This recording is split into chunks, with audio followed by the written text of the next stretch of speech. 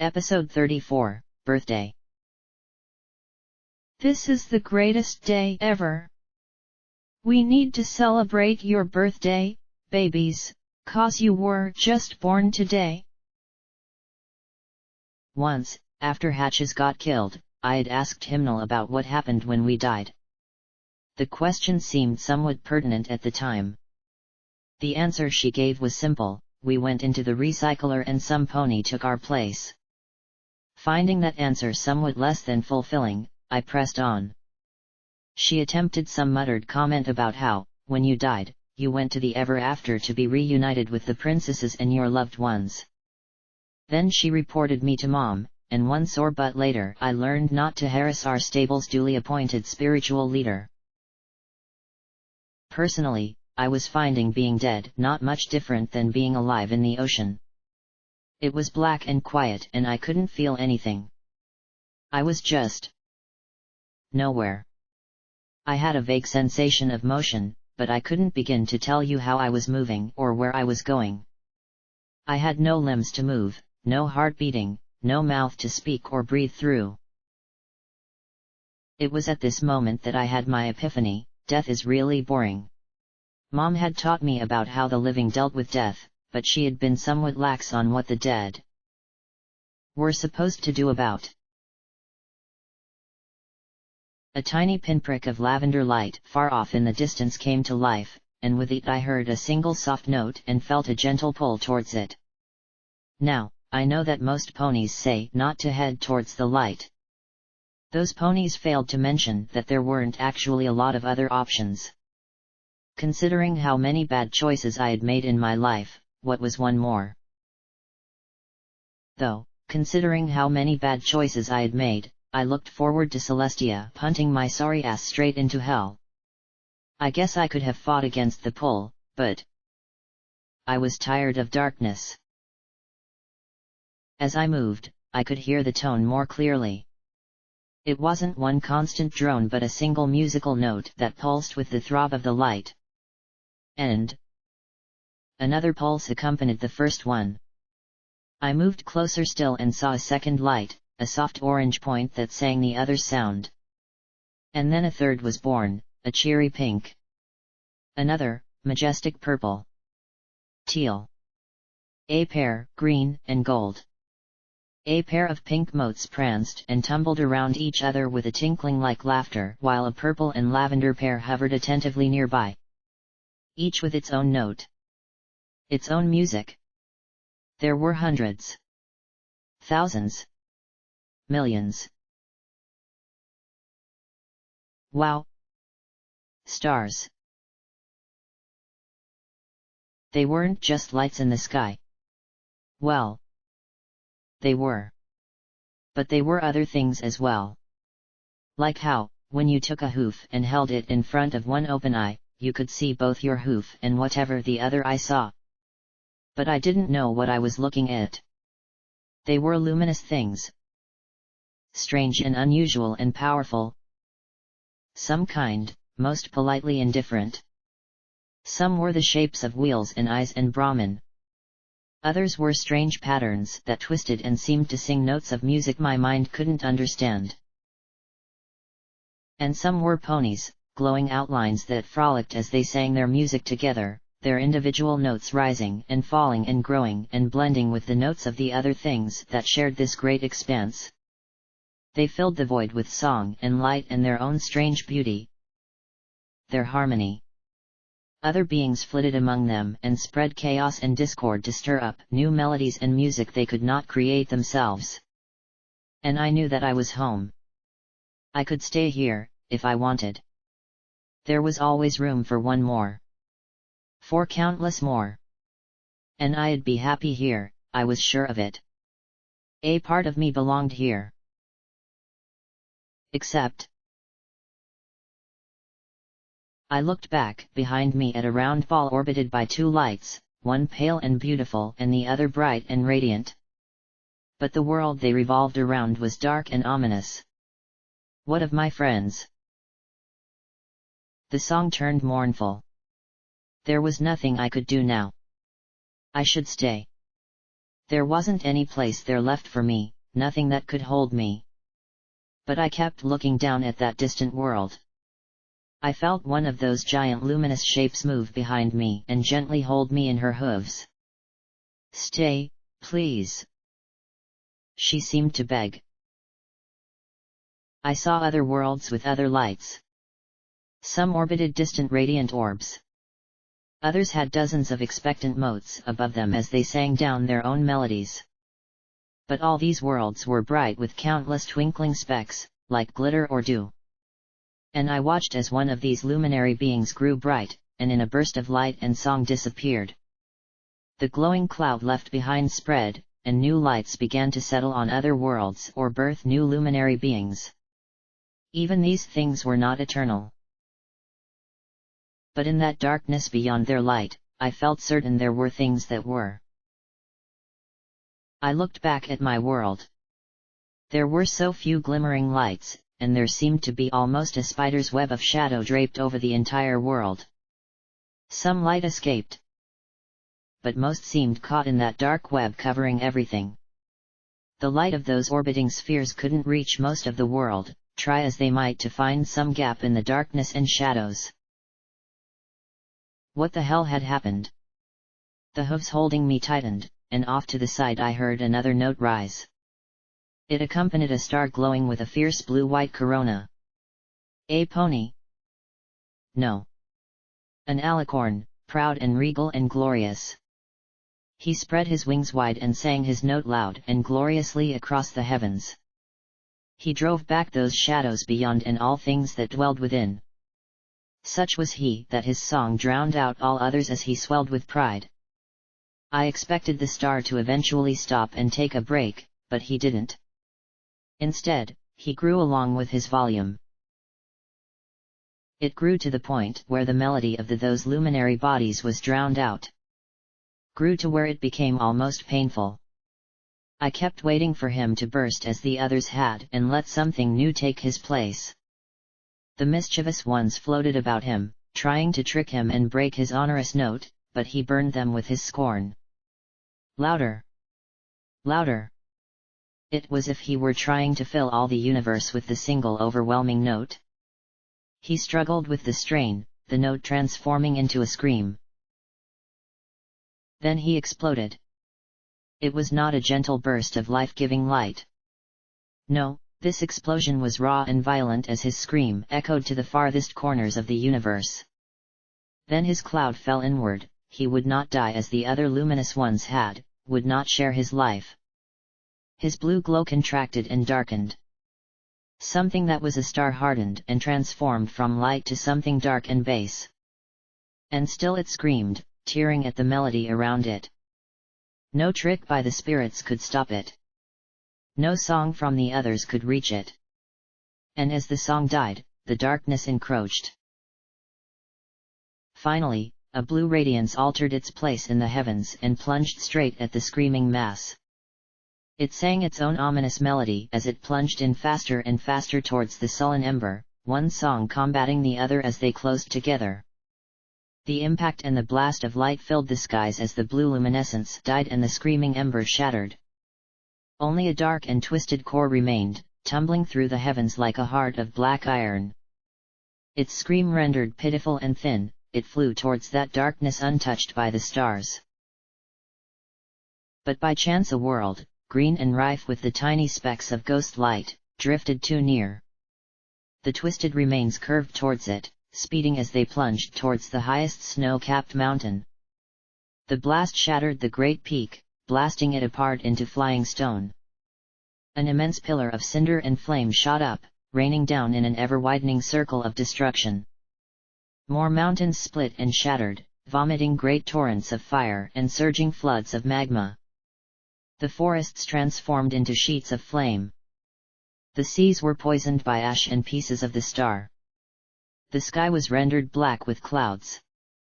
Those fragile motes and their infant songs were snuffed out in an instant. From the great impact a ring of stone formed, the pieces drawing together to collect the tiny specks of life. Sun and moon orbited the blackened rock. Eons passed before me, and I watched the clouds thin and the first rays of sunlight and moonlight play on the blackened ground. The dead seas lay calm and still, the broken mountains finally silent. Where the dread heart had fallen was a vast bowl filled with black rock. The heart, its spiteful malice sated, slumbered, its hateful note dropping to a whisper. Rain fell, washing out the dust and smoke and filling the bowl with a deep lake of dark water. Tiny patches of life began to grow beneath the passing sun and moon. The patches became brush and forest. Insects and fish began to populate the world once more, then larger and more complex animals. Mountains rose and fell and the world shifted and changed as life once more flourished. And then those motes of life began to sing their own simple melodies. Their songs became more complex, rising and falling and evolving.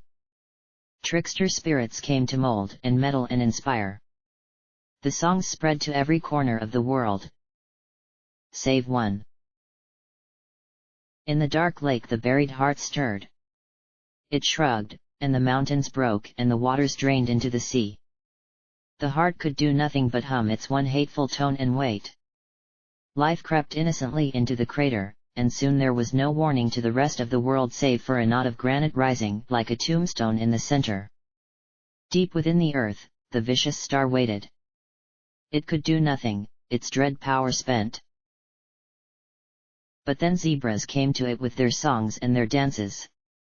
They built their homes and temples and finally a city. Most had no idea what was beneath them. But for some, sleep was troubled as the star droned its hateful tune. And from the pain it caused came inspiration for magic dark and foul. The songs were silenced. The dances stilled. Dark robes were donned, and the temples soon rang with the resonant drone. The ground was torn away, and fragments were forged into terrible weapons. The zebras went out to silence all other songs and to turn all voices to the star's dread tone. It grew strong as others sung its song on its behalf, that hateful noise so like a scream. And the stars perceived. With magic and sorcery, the zebras called forth the fallen star and bade it rise. Return to the heavens. Thousands were offered in sacrifice, their screams rising up until the heavens could no longer bear them, and one star plunged down to silence it forever. Like a great flame it fell and shattered the zebra city, and the broken mountains shuddered and collapsed to bury all beneath their rubble. But the dark heart was still not destroyed, it caught the falling star and consumed the luminescent being within. Only two specks escaped. One rising to the sun, the other to the moon. Time passed, and the buried star waited. Greenery returned. Zebras shunned the valley, calling it cursed, and did not tempt the stars to fall again. Clouds obscured the sun and moon so they could not see its resting place. But soon, new creatures came to the valley, ponies. The star once more whispered and tempted, ensnaring the heart of a beautiful princess and turning her against her sister. But the sister wisely banished her from the earth and to the moon where the glowing light could leach out her poison and venom till a chance at redemption was possible. Time, though, was forever on the side of something older than the moon itself, and when foolishness and wickedness stirred in the hearts of pony and zebra alike, that thing hummed its hateful note once more. Ponies built their machines and weapons and spells and slew one another in bloody combat. The song was lost to a scream of hate and pain. This time, however, as ponies and zebras died, not all their tiny motes returned above. Many, a small fraction, but still so many, were snared in the spider's web and whisked to the dark heart, there to scream the dark note. Waiting. Tempting another star to fall and be devoured so that the heart could be freed. And now I looked down at my dim world with a sense of horror and sadness. Was this true? A war between stars and monstrous things from beyond? A fallen star humming madness in the ears of the ponies of Equestria? I wondered if I was crazy, I hoped that I was. That all this was just my brain making its last feeble connections before finally expiring. This couldn't be true. It just couldn't. It was too big. Too much. Even for me. And the glowing ponies around me agreed in their song. But that was the point. Of course it was too big for one pony. For one anything. That was why the single star with its single note had failed. Not even these glowing stars could keep back the darkness alone. It was when they worked together, combining their songs and changing, growing, that they could drive that vast and terrible darkness back. Harmony, not power, was their strength. Life, not destruction, was how they won. So why didn't they help us? Hear their song changed. Why help a world so close to complete failure? How could they spare more luminaries when every last one was needed? Some calmly, perhaps callously, suggested that we clean up the mess ourselves. The help of others would be of little use. What good would it do ponies to be transformed into spires of singing gelatin? But most stars simply had concerns of their own, and those that could help were helping as best they could. But it wasn't enough. The dead heart of that star continued to hunger for the souls of its own, and its own dreadnought was beginning to build. It was intolerable. And with each light that spider web captured from my world, its song grew. I had to go back. I couldn't be here while Glory, P21, all of them were there. Make me a ghoul. A ghost. A monster pony. Anything. I couldn't sing with the others and leave them down there. I had to do something. Anything. Whatever it took. They mattered more than me. And the star's song turned mournful. No parent wanted to lose their child. But I wasn't a child anymore. I turned to see that glowing lavender unicorn with a striped purple and red mane, and she smiled. Security saves ponies, she seemed to say. Then she leaned down and kissed my brow, and her gentle light became my world.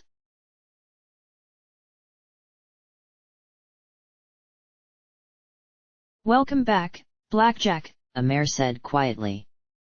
I blinked rapidly, and the white resolved into 4 grey walls. Stable walls. 2 rows of desks with the projector in the middle and the teacher's desk in the corner. Only Textbook hadn't ever smiled. Well, except when she was a psychopath trying to kill me. I was the same age as Scotch. I looked around, feeling disoriented. Hadn't I just been floating? Or something? I had a vague recollection of lights. And before that, being on a ship. No. Dying on a ship. Oh crap, I muttered. I've died and gone to hell. Textbook laughed. Well, you're half right. You most certainly did die. Complete cardiac and respiratory failure for almost 8 hours. Fortunately, your Pegasus and Reaper friends are resourceful. Since Rampage is effectively immortal, Glory was able to shunt her circulatory system into yours, keeping your body and brain alive long enough to reach your destination. Considering how Rampage healed, that couldn't have been pretty. So? Are you Dr. Octopus or something? I asked with a little frown. 'Cause you're using a lot of really big words that make my head hurt. You don't remember us coming aboard? She asked with a small smile, then sighed. Well, that's no surprise, considering the state you were in. We kept quiet for most of the trip. We didn't want to risk you guessing our plan and stressing yourself with objections. No offense, but you're remarkably stubborn at times. Her form shimmered and became an aging grey and white mare with a curious striped mane and legs. One that I had seen teaching in a university before Golden Blood had recruited her. Silver Stripe. I blinked. Nice to meet you brain to brain, she said as she looked around. Is this really what you think of when you think of school? I was hoping for some nice lecture hall. She sighed again and nudged the projector. Ah well.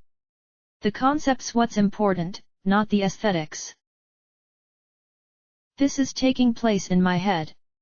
Well, unless I'd inexplicably reverted to a filly. Which, actually, I had seen happen before. If you're here, then Steel Pony. She nodded, and the projector lit up. Project Steel Pony. An outline of a mare with 3 cogs in the center appeared. One of the OIAS projects to build a better pony. We're using it to save your life. I stood on my chair, pointing my hoof at her. You are not turning me into Diaz. She rolled her eyes. And this is why we didn't tell you before, hoof. Clicking her tongue, she shook her head. Sorry, but it's all done. We were just waiting to see if your consciousness emerged or if your brain had suffered too much damage. The picture on the screen changed to a frowning stable tech pony icon with several organs displayed. She pointed a hoof at the projection. Heart, both lungs, stomach, and some other organs were all irrevocably contaminated and had to be replaced with synthetics. The bad blackened organs disappeared, and new shiny silver ones appeared. Your stomach and digestive tract were also removed and replaced with a special processor developed by your friend Rover. Your mouth has also been altered, so you can now eat not only regular food but also gemstones and pieces of scrap metal. According to your friends, this won't be a big dietary change for you. Wait.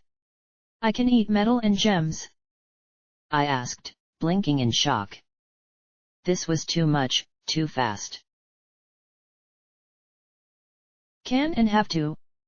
Your systems are powered by an internal microgenerator. We were actually very lucky to find an appropriate gem to run it. But to supplement that and repair damage, you'll need to ingest gemstones and scrap metal occasionally. On the upside, though, you'll never get tired again. The stomach on the picture disappeared and was replaced with a tiny generator picture like what I had seen in the medical center dream. Though you will still need to sleep occasionally to let your brain rest. There's a function in the PipBuck interface to let you know how badly you need it. You'll be glad to know you'll be seeing your friends very soon. You've got 2 full ocular implants, they should look relatively similar to your old eyes. Barring a slight glow effect when you look right at some pony. Well, and the lack of a glow from irradiation, you're a rather unusual patient. She tapped the screen, and 2 eyeballs appeared. You also had some brain damage. While we were able to remove the taint causing it, the damage itself was beyond our ability to repair. However, as far as we can tell, all of the damage is benign, which I'd probably not believe if I hadn't seen the diagnostics myself. Of course, we won't know for sure until you're awake. Why am I not awake now? And, am I going to have pistons and things sticking out of me? I asked in a rush. I remembered that sensation Diaz felt every minute of his life. The feeling of machinery struggling with flesh. I fought to calm down. If this was what they had to do to save me, then... Wait. There was something. Something Zodiac had said days back. No? I looked at Silver Stripe in shock, and she blinked, then smiled and shrugged. You should be okay. We neutralized the remaining taint. And no. While Rampage suggested something along the lines of Diaz or Rover, Glory thought you would prefer something less blatantly mechanical. The legs appeared on the projection. All 4 limbs are reconnaissance grade, light and agile with rubber soles to cut down on sound. You can still crack skulls with them, but not tanks. She sighed. Though why Rover insisted on adding. Professor. You said. The professor didn't look at me, keeping her eyes on the projection. Now, while your limbs may be powered, you'll still need to take care of your own flesh and blood. Most of your other biological systems are still intact and functional, and we were able to make a few improvements there, too. So long as you survive and aren't in truly ridiculous levels of enervation, your biological parts should regenerate slowly. Nothing like Rampage's regeneration, but... You said it would take years to make cybernetic organs from steel pony, I said as I jumped off the desk. Oddly, I felt myself transform into my adult self as I trotted in front of her. Did you lie to me about that? I asked as I stared into her grey eyes. I saw the tired sadness within them. Please tell me you lied to me. They're good parts. 2 centuries old. But well made. She replied softly. I know you'll use them well. Her lips curled in a small, sad smile. It's not like I'm planning to die. Rover's just going to move my head into a jar. Not much difference. Body in a jar. Head in a jar. Really, it's much more efficient. I gaped at her. No. No. You can't do this. It's already done, she replied. And it was my idea, Blackjack. Believe me, Glory was no happier about it than you are now. She sighed. Unfortunately, I'll be stuck in Tenpony until I can get a new body. My life support isn't exactly portable. Not one of those brain bots. That's too much crazy for me to deal with. But... why? I asked, my rump hitting the ground, feeling numb all over. You waited years to get your freedom. She looked at me for a long time. I'm more than 250 years old, Blackjack. In that time, I was a somewhat decent instructor, the leader of an illegal research project, and not much else. For 150 years I sat in Tenpony Tower planning for the day when I'd actually start fixing things. And as soon as I got the chance, all I did was trot around in circles, killing raiders and gangs and driving my friends away from me. In the end, I wound up in a jar. But what about the Collegiate? What about the Zodiacs? I pressed, not believing what I was hearing. Both fine groups. I have faith that Triage will run things well now that I'm gone. She's cynical and hard, but she's a realist who won't let the rest of her fellows down. And the Zodiacs will support her. I made sure all of them will continue. She dropped her gaze. Now that they have Steel Pony, I know they'll have a future to work towards. I stared at her hard. How long? Excuse me. How long till you have a new body? Till you're trotting around like normal? Oh. That. Yes. Well. There are many different factors to consider. The fact is that Steel Pony was made to augment an existing body, not replace it outright. I could be shoved into a robot, I suppose, but that tends to degrade one's sanity pretty darn quickly. I glared at her, tapping my hoof on the floor as she looked away. Well, taking into account current technological levels and the fact that most of my body was synthetic? Probably 50 or 60 years. If I hadn't already done it, I would have sat down hard. 50 years. That was 2 pony generations. But why? Why me? Why throw your life away when you finally have a chance to get it back? You had Steel Pony. You could finally have been something. But she simply shook her head. You don't understand, Blackjack. All my life, I've wanted to make the world a better place. That was why I became an engineer and a teacher. To make things to help ponies. She pointed to her math equation cutie mark and then sighed. But I haven't helped any pony at all. What are you talking about? You helped. No, Blackjack. I didn't. she replied firmly. I didn't heal a single hurt soul. I didn't take down a single criminal. I didn't do anything but sit in a glass jar while ponies like Triage and Sagittarius did the real work. She then looked at me, and I saw the anger and shame etched on her face. For 200 years I watched ponies die. I stood in the background while my friends actually fought to change things. And in the end, I accomplished nothing but losing their friendship. She gripped my shoulders. In 1 month. You.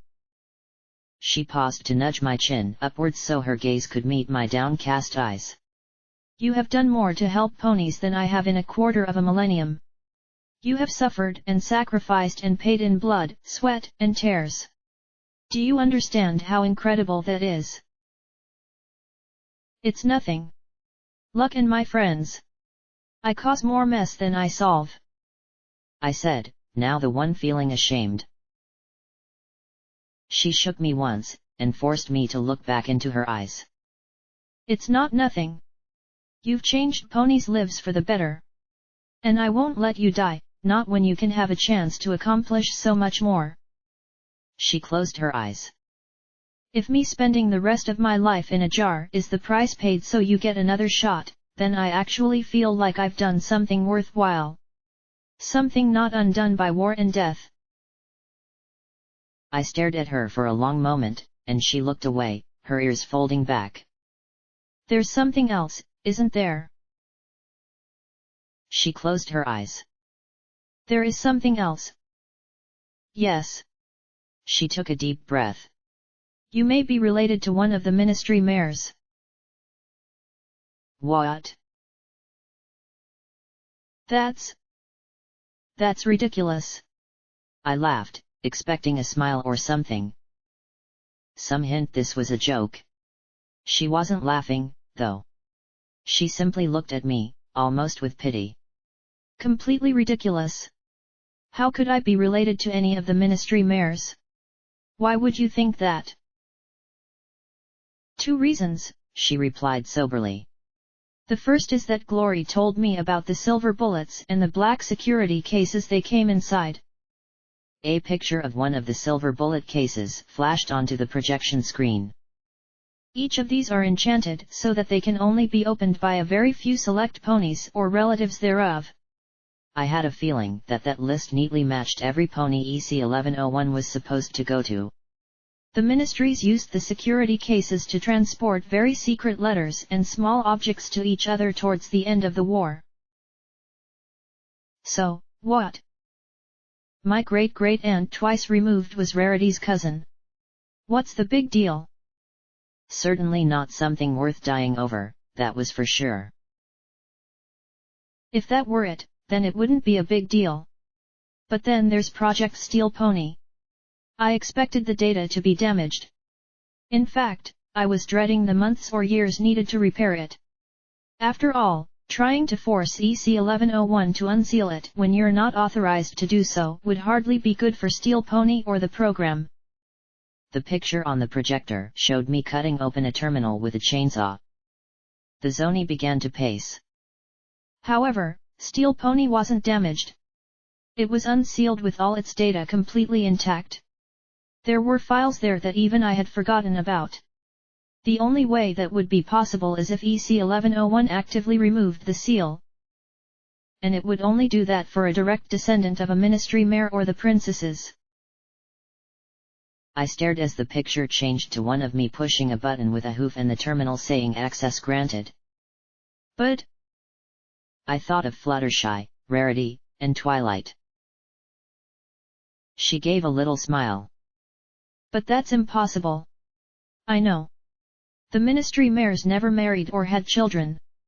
Rainbow Dash was widely believed to prefer the mayors, but the others didn't, and believe me, they were under constant and intense public scrutiny. Only Applejack was ever in a confirmed relationship, and even that was often regarded as questionable. Yeah, what was with that? I asked with a small frown. I mean, the whole no dating, no kids thing. The Zoni sighed and shrugged. It was a prevailing attitude during the war. So many were giving so much in blood, sweat, and treasure that it was seen as indulgent. The ministry mayors were supposed to be working on winning the war full-time. Towards the end, I'm afraid the public would have been outraged at any act of self-indulgence. I heard Luna herself asked Applejack to postpone her relationship with the buck she was dating till after the war was settled. The closest one ever came to being married was Rarity to Prince Blueblood. I understand her rejection was quite legendary. Yeah. He was still feeling it 2 centuries later. I sighed as I rubbed my leg. It felt flesh and blood here in my head. So? What does it matter if I am or not?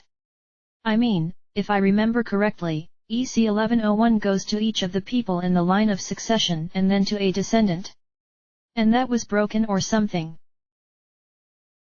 As far as EC 1101 is concerned, I don't know how or if it will matter. But there are other considerations too. Great. Lay it on me. I was now part robot and apparently the great-great-grandkid of one of the ministry mayors. I could take it. You see, in order to purge the taint saturating your system, we had to have access to a spell held by the Twilight Society, a group of ponies descended from the MAS researchers who survived the bombs. They control Tenpony Tower, where we, physically, are now, and unlike us, they had some very specific demands. So, let me guess, I owe them 1,000,000 bits plus my firstborn. I asked with a snort, knowing that would never happen. No. What they want you to do is to try and open a door. She said grimly. A door that can only be opened by a ministry mayor. One particular mayor. Twilight Sparkle. I wondered if the Twilight Society could have just asked the goddess. Twilight was a part of it. Somehow. Right. A 1 in 6 chance is better odds than they've had in ages. She said quietly. If you can't open it, then I'm sure they'll pat you on the head and send you on your way. But if you can, then they'll try to get their hooves on whatever is inside. She looked at me soberly. But if you do open that door, that means that everything inside is yours by right. I know you're inclined to give things up, and I know they will plead their need. Trust me, it's a lie. For a century and a half, I worked with them. Whatever help they need is nothing compared to the help they've denied to others. They could have dedicated themselves to improving the wasteland, instead, they turned Tenpony Tower into a gated community and turned away every pony they couldn't either exploit or use. And the second you turn the room's contents over to them is the second they will boot you and your friends out the front door. Well, that sounded pleasant. But, Professor, I don't want you to be trapped like this. It felt like she was going to die or something. Was it just me, or was everything starting to get hazy around us? Looks like the sedatives are taking effect. She put her hoof to my lips. I've had years to come to terms with this. You saved Capricorn and Pisces. You gave us Steel Pony, even after I tried to trick you.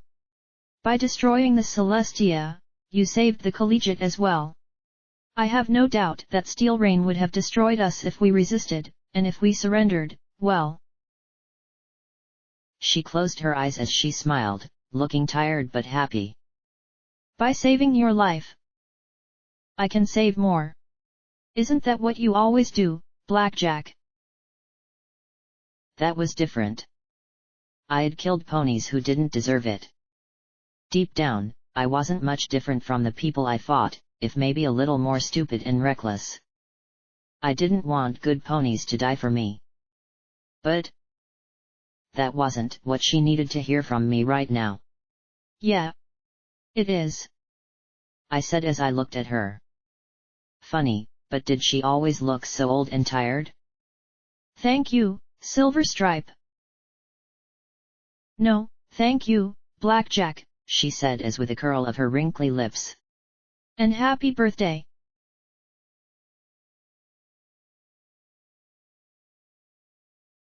My eyes opened, and at first all I saw was a grey haze. Then a black and white picture of a hospital gurney took shape next to me, beyond it a wall decorated with a butterfly motif. A sheet was pulled over a vaguely pony-shaped mound. A mound missing its legs. Black and white gave way to grainy color, and I stared at the pink splotches on the sheet, matching the wings of the butterflies on the wall. A cable trailed from the covered head to my own temple. A dark tan earth pony stood next to some equipment that beeped and bubbled, his hoof disappearing under the sheets. She's sedated. We can make the transfer. Pickled pony is best pony, growled a familiar voice. I slowly turned and looked up at the cybernetic sand dog, Rover. He snorted. Pony is awake. Pony should still be sleeping. I felt hooves on my shoulder, and feathers tickled my side softly. Welcome back, Glory said in my ear before she bit the cable and gently pulled it out. I felt something tickle behind my eyeball as it was removed. Oh! That sense of wrongness was kicking in. These legs didn't feel like my legs. They felt like enormous complicated booties glued to my body.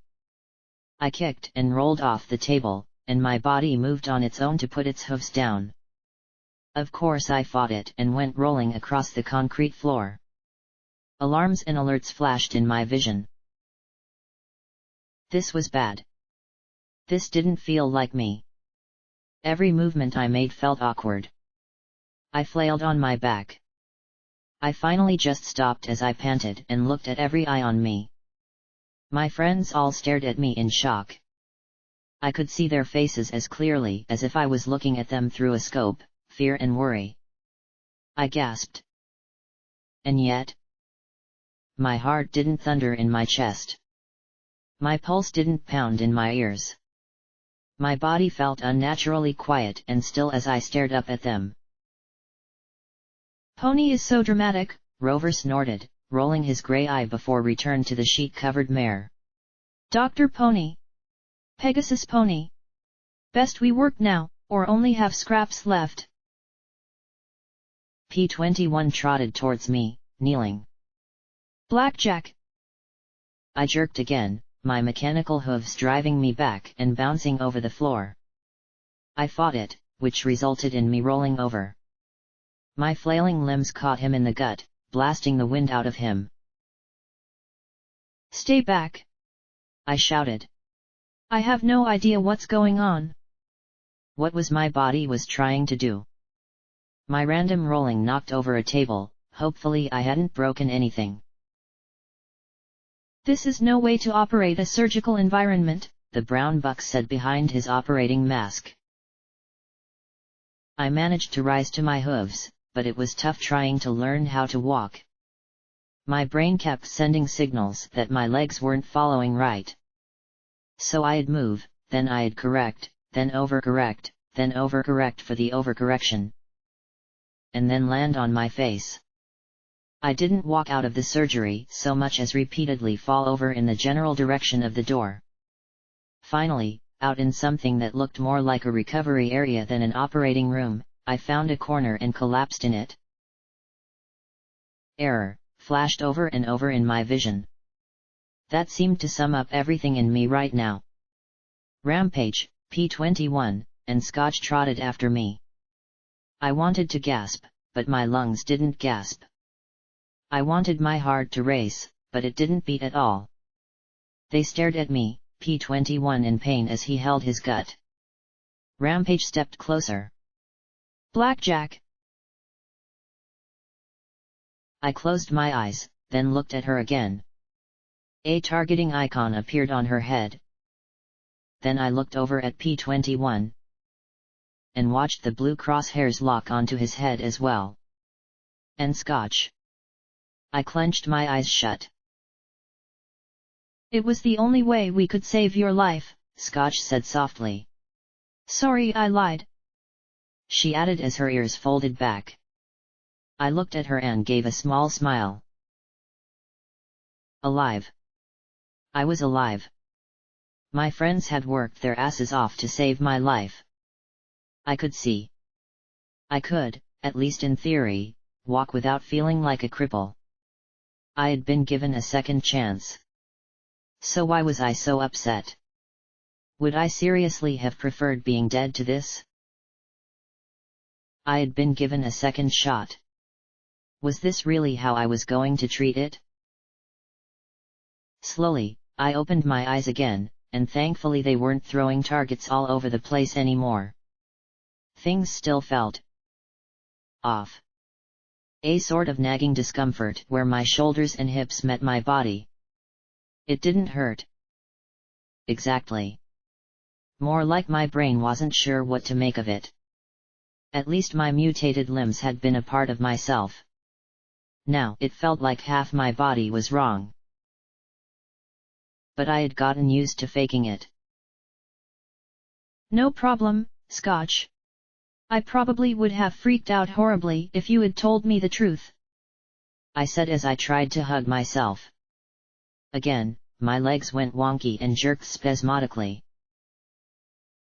We weren't sure you made it, Rampage said with a little frown. We were hours away from Manhattan when your heart stopped. Rover had some pipes Glory was able to jam into my chest and yours to keep everything going inside you. Thrush set a new speed record, and once we were at the tower, Lakunai got the army outside to let us in. She jerked ahead towards the window. Red Eye probably has 1,000 troops surrounding this place. But apparently no pony messes with alicorns around here. They stepped aside easy as you please. Then she stayed behind. Said the tower wouldn't be friendly to her. P-21 nodded. They almost didn't let Rover and Rampage in. They insisted we turn over all our ammunition, the armored mare said as she looked at her hoof claws. I think they realized at that point that there was a mistake in their security policy. Actually, I think they were going to shoot me on general principle, can you imagine? Nearly had to commit a bloodbath just to be allowed inside, she said with a little pout.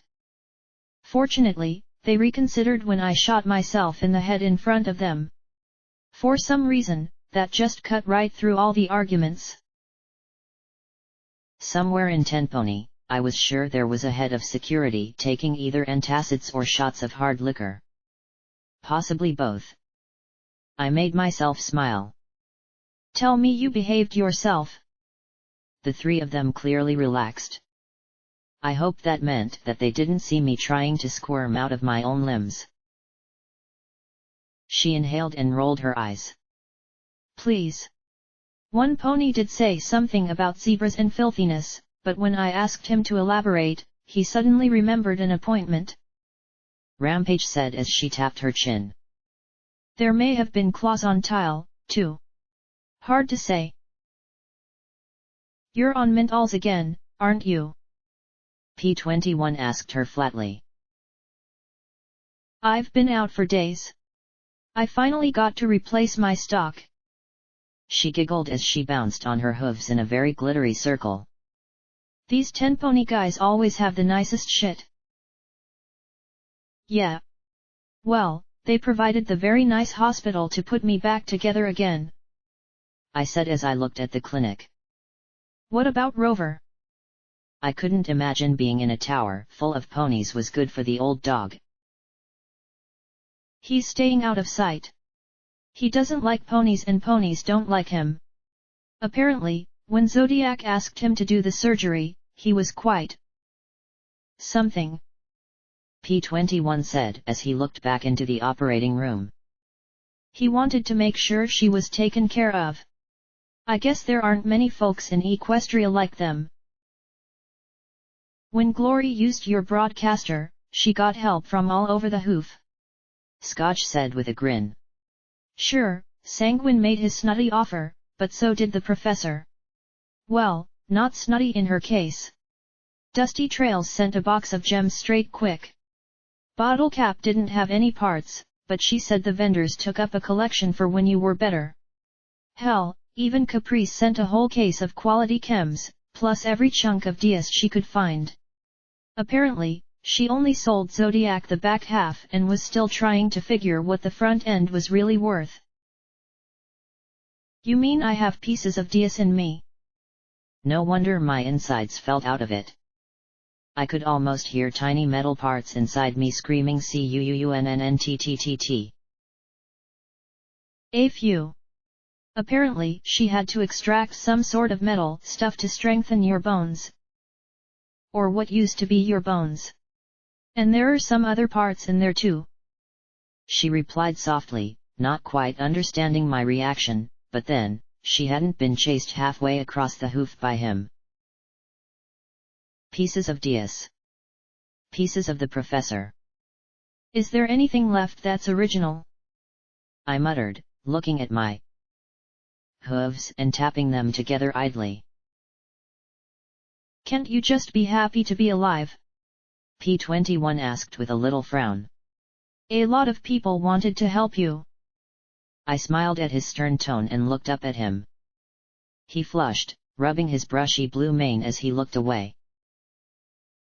You're right. You're right. It's a lot to get used to. A target locked onto his head, then closed my eyes tight. A lot to get used to. Speaking of broadcasters, where is my pip buck? P21 reached over, took my left hoof, and pressed in a plate. It slid away, and there was the familiar screen. It's built in now. You don't need to cover it up anymore. They'd have to take your leg off to get it now, Rampage said with a grin. Then she frowned and rubbed her chin. Of course, I'm pretty sure Psycho Shy and Sanguine wouldn't have a problem with that, so I wouldn't get too comfy. Right, I chuckled mirthlessly. Comfy. Blackjack? What's wrong? Scotch asked. I sighed and closed my eyes, tapping my head against the wall. Nothing, Scotch. Just been through a lot, I said as I tried to sort through my emotions. All this help. All this attention. I was nothing special. Even if what the professor said was true, I didn't deserve it. I looked at her sitting there with her head bowed. And none of it was your fault. Understand? She sniffed again and nodded, pressing her hind legs tightly together. Well, I got some news you'll like, Rampage said, and she used a tone that promised that, if I didn't like it, she was going to do something unpredictable to me. Big Daddy is alive, and the first thing he did was thump the gangs into pulling back. He's got your eye patch, somehow. Not sure if he lost an eye in the shelling or if he just likes the look, though. The piece is holding, it's been 3 days, and DJ Pawn 3 hasn't announced any new killing. She looked at me with a cool smile. Oh, and for blowing up the Celestia, you are now a Reaper, whether you want to be one or not. They're scrubbing out Dias' room for you. Well, so long as every pony understands that I am one lousy Reaper, I said as I closed my eyes, then frowned and peeked, catching the 3 of them giving each other skeptical glances. I gave a stern look, and all of them blinked and grinned. Absolutely. Blackjack, worst Reaper ever. Rampage said, and Scotch nodded quickly along with her. P21 chuckled. Things are a little messy on the Steel Ranger side. Apparently, the entire order has gone crazy. A group of them actually attacked the stable dwellers' stable. Then there was Rain's shelling. Some nasty business elsewhere. The whole thing's blown up in their faces, though. And apparently Crunchy Carrots didn't make it. Good thing, or she'd probably be shot for having lost their base. Strong Hoof rallied the survivors, but he needs somewhere to operate from. What about Steel Rain's followers?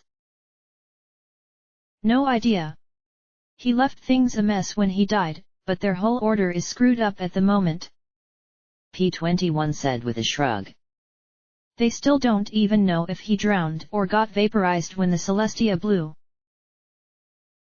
So? I said as I rubbed my head. That leaves the enclave. Red Eye. The zebras and their tank. Actually, I don't think that was their tank, Rampage said as she fished out another mint owl from her pouch. It was striped. Scotch Tape said, wisely omitting the "da." Rampage rolled her pink eyes. I mean that, while that was a zebra behemoth-class tank, I doubt it was fighting for just the zebras. The three of us looked confused as she popped the mint owl into her mouth and chewed. No pony throws heavy armor like that at a bunch of infantry. It's stupid. They just scatter and call in air support, artillery, or armor of their own. If that were a zebra tank, I'd like to kick the shit out of their commander for not using a fire team to pin us down. 2 sniper teams and we'd have been dead meat? Or a melee specialist unit? Twist. I asked softly. She smiled at me, then blinked. What? Just making sure of who I'm talking to, I said as I glanced at P-21 and Scotch. The striped pony chewed thoughtfully. My guess is, that wasn't zebra. So some pony else has a behemoth-class tank after you. Well, that's so much better, P-21 muttered sarcastically. Actually, it is. One tank is pretty easy to avoid if you're careful. But you get a few dozen foot soldiers pinning you down so that it can blow you to pieces, and you had better hope your air support is top-notch. The striped mare said matter-of-factly. As I was telling Shuja and Minty, you can't just throw a single. Then she blinked as she looked around. Wait. Something's the matter. I saw the pupil's contract. Twist. Don't panic. Please. What's happened? Where am I? This isn't Miramare. Where's Peppermint? What happened to her? She began looking around wildly. Where are they? This is a hospital. Are they hurt? What's going on? I sighed. I couldn't have her freaking out now, in the middle of Tenpony Tower. Rampage. Please don't make me have to hunt down a gun to sedate you. I sure didn't want to find out how busted my horn was. The pink eyes blinked as she stared at me in horror, and then slowly they relaxed. She closed her eyes and slumped, hugging her head.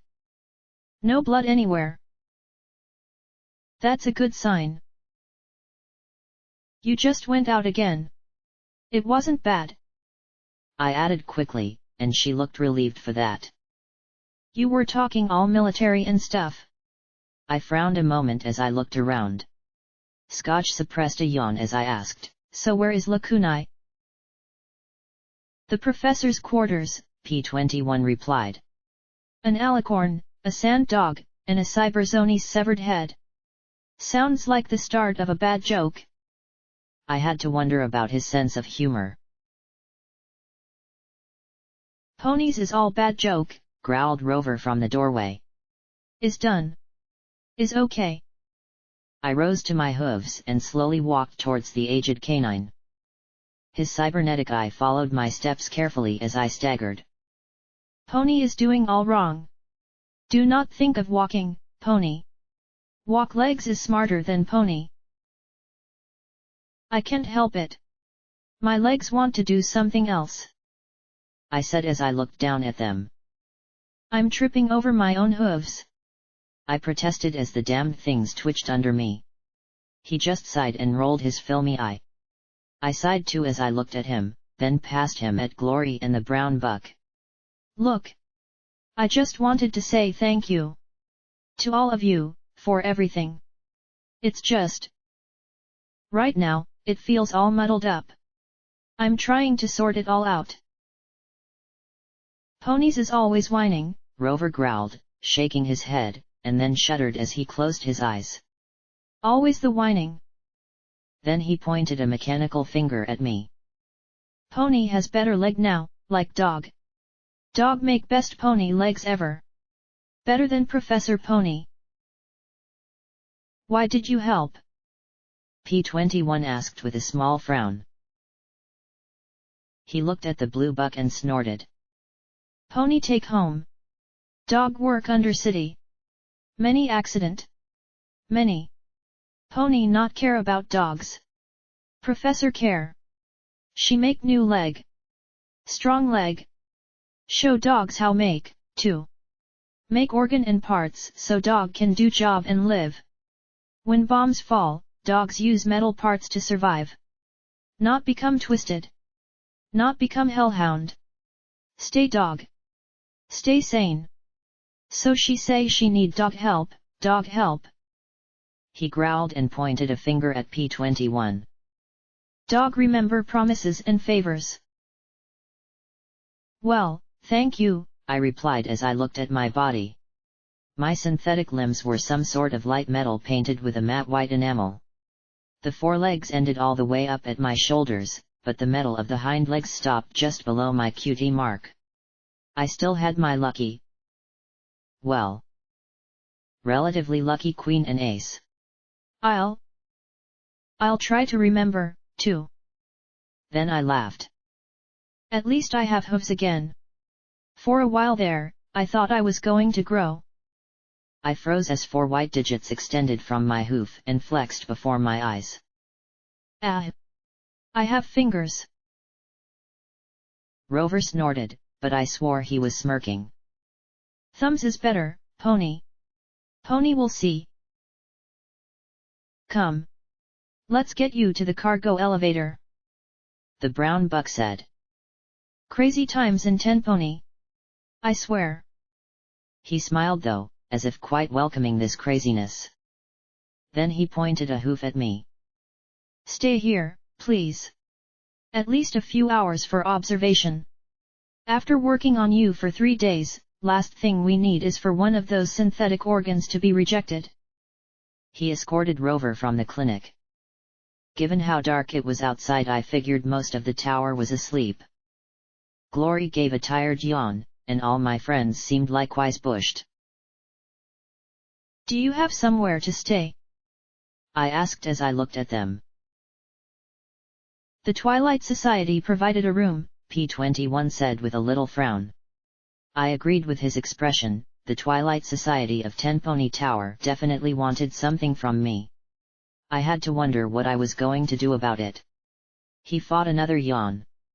We were worried. I mean, after 3 days we weren't sure you were going to be coming back. Or if you did, that you would be. You know. You. Glory bit her lip as she peeked at me behind her falling mane. You said. Any way to save you. That didn't involve sanguine, I finished for her. I looked at the white appendages sticking out of the end of my right forehoof and bashed it a few times with my left. Finally, there was a clack, and the fingers retracted. I really wished there was some sort of manual or something, your new mechanical body and you. Finally, I smiled as I looked into her eyes. A real smile. You did good. I said as I nuzzled her cheek. I really thought I was toast. You were, Glory pointed out with a sigh before she kissed me back. After 2 days of fiddling with you, I was seriously about to track down some zebra witch doctor or something to bring you back. She sighed as she held me in a tight hug, kissing the side of my neck. Do you remember anything? While you were out, I mean. No. Not really. Something about stars, I think. I said softly before I pulled back. Blood smeared her forelegs and she looked like she needed a good long day of rest. Why don't you go clean up and catch some shut-eye? I'll try and figure out stuff.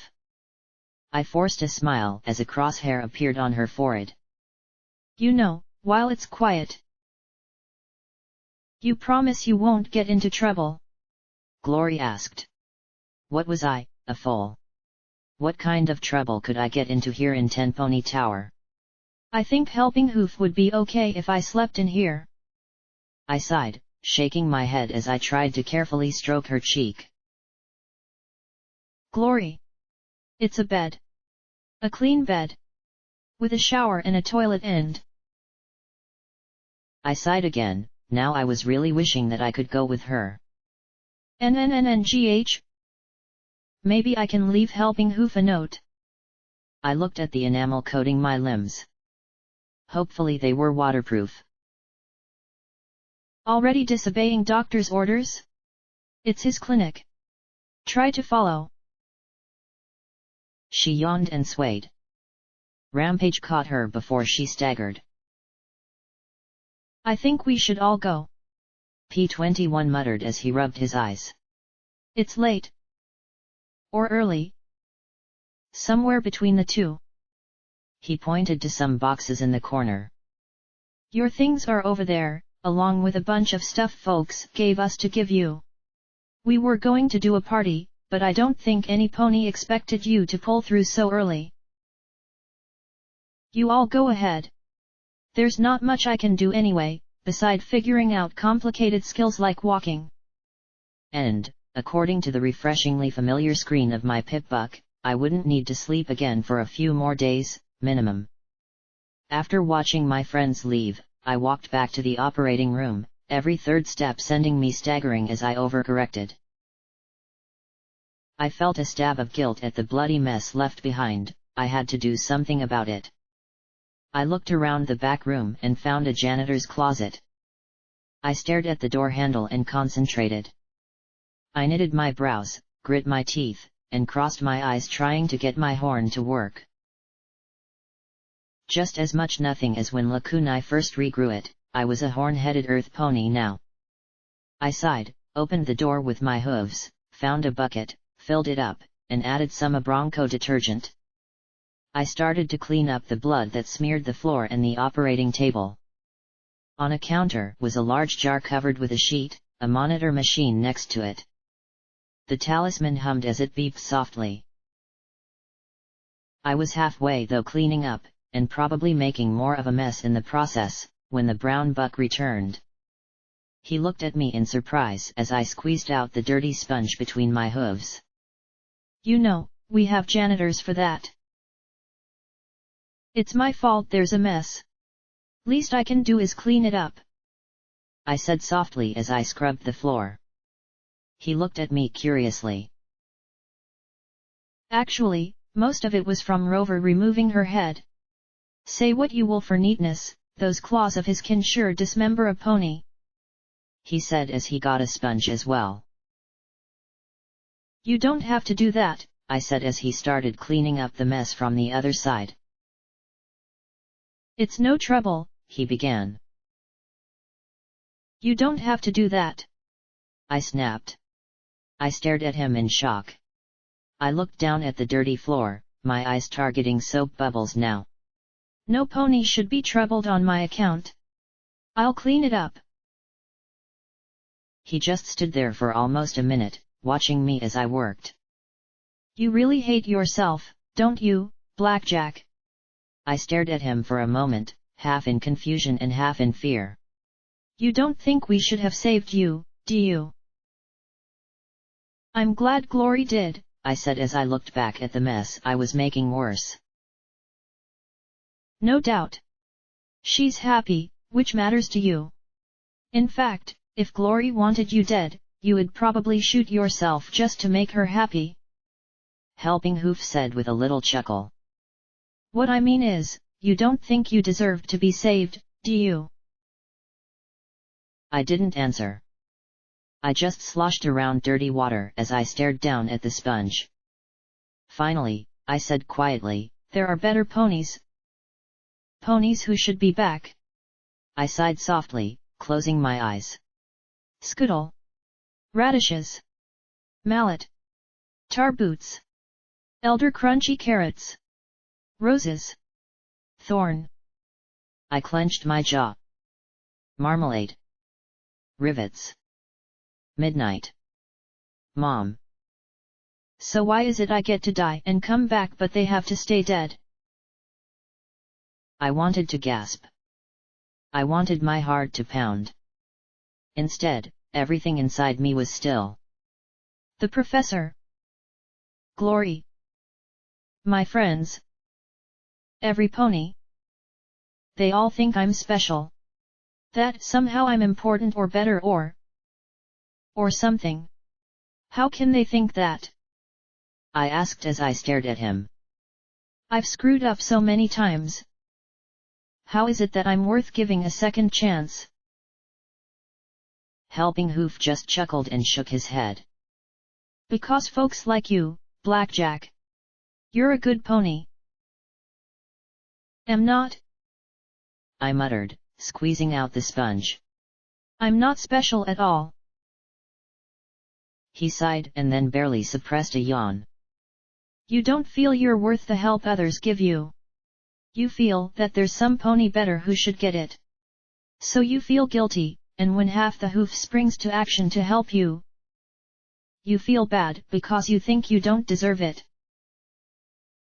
I looked at him curiously. I hadn't thought of that. He asked after a minute, Do you think your friends show good judgment, Blackjack? That's a good question. P-21 follows me into irradiated tunnels, I've shot Rampage in the head on more than one occasion, and Glory loves me. He laughed as he squeezed out his sponge, and I smiled despite myself. Honestly, I think Lacuna's the smartest one of all of us. But on average, I'd say my friends have better judgment than me. Then trust their judgment. If they, and so many others, think that bringing you back was the right thing to do, then trust it. Accept it's good and worthwhile. He smiled. But if you insist on cleaning up, then by all means. I'll be in my office. I watched as he stood, dumped the bucket of dirty water into the sink, set the bucket down, and started to leave. I blinked as I watched him go. So? You're going to let me just clean it up on my own? He looked around at the mess and then at me. Well, we could talk about it, but you'll just say you're not worth talking to. We could fight over it, but you would just thump my rump. The brown buck chuckled as he shrugged. At least with cleaning therapy, you work off some of your guilt issues and I get a clean operating room. And with that, he trotted out and left me to my work. I laughed despite everything, shaking my head. Security blows up battleships and cleans floors. All I had to do was learn to cook, and I'd be perfect. I played some of Mixer's finest, and an hour later I had the room as clean as I could get it. The constant activity was helping me figure out some of the weirdness in my body, too. Finally, I dumped out the buckets and put everything away. I looked at the covered jar next to the beeping equipment but couldn't bring myself to look inside. After all, what would I do if she looked back?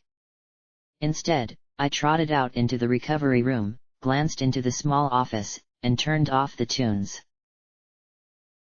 The brown buck had his head on his hooves, snoring brokenly as he slumped over his desk. I sighed, looked around, and spotted a threadbare pre-war jacket. I draped it over his shoulders and then closed the door behind me. So, what was there to do in Tenpony Tower at 2 in the morning? I trotted over to the crates. Birthday presents in '99 were usually an extra portion of recycled yogurt and maybe a free bump to the head of the breeding queue voucher. I looked at my thrashed saddlebags and shot up armor. The poor rearing filly patch was stained brown and half peeled off. The word security had so many bullet holes and dings that it was hard to tell if I was security or secretary. I looked at the shreds of duct tape still clinging to the legs. I sighed, running my hoof over the chewed and patched Kevlar. I smiled as I saw vigilance. My horn couldn't even flicker, but I cradled it in my hooves as I lifted it out. Well, I needed more practice using the mouth grip anyway. Then I looked down at said grip. A new name had been carved into it. Blackjack. I sniffed as I looked at that list of names, from card trick to myself. I looked at tarot. Could there somehow be some way that tarot was Twilight's child? And the gun had been passed down from mother to daughter, to me. I pressed the cool metal slide of the weapon to my warm brow and sighed. Then I set the pistol aside. Beneath that box was one box from Bottle Cap. By collection, she had clearly meant a collection of ammunition. I looked at the box of ammo and then recalled what Rampage had said. Filling up my saddlebags with bullets at this moment might not go over well with 10 pony security. I wondered how they had gotten the crate in. Panic, rush, and threats? I covered it up. Really? Why confiscate ammo, anyway? It seemed a lot more energy efficient to confiscate weapons. But it wasn't my show. Besides, I doubted I'd be as easy with the idea of vigilance taken from me rather than bullets for the gun. Underneath that was a box filled with a bottle of Buck, Party Time menthols, some dash inhalers, Rad-X and Rad-Away, as well as a little jar of bright blue dust that I assumed was moon dust. It seemed that Caprice had been all out of Med-X. Still, there was a little note, sorry. I'd probably give most of the box to Helping Hoof. Underneath that was some black, reinforced leather barding. I pulled it out and checked it carefully for cutie marks. None.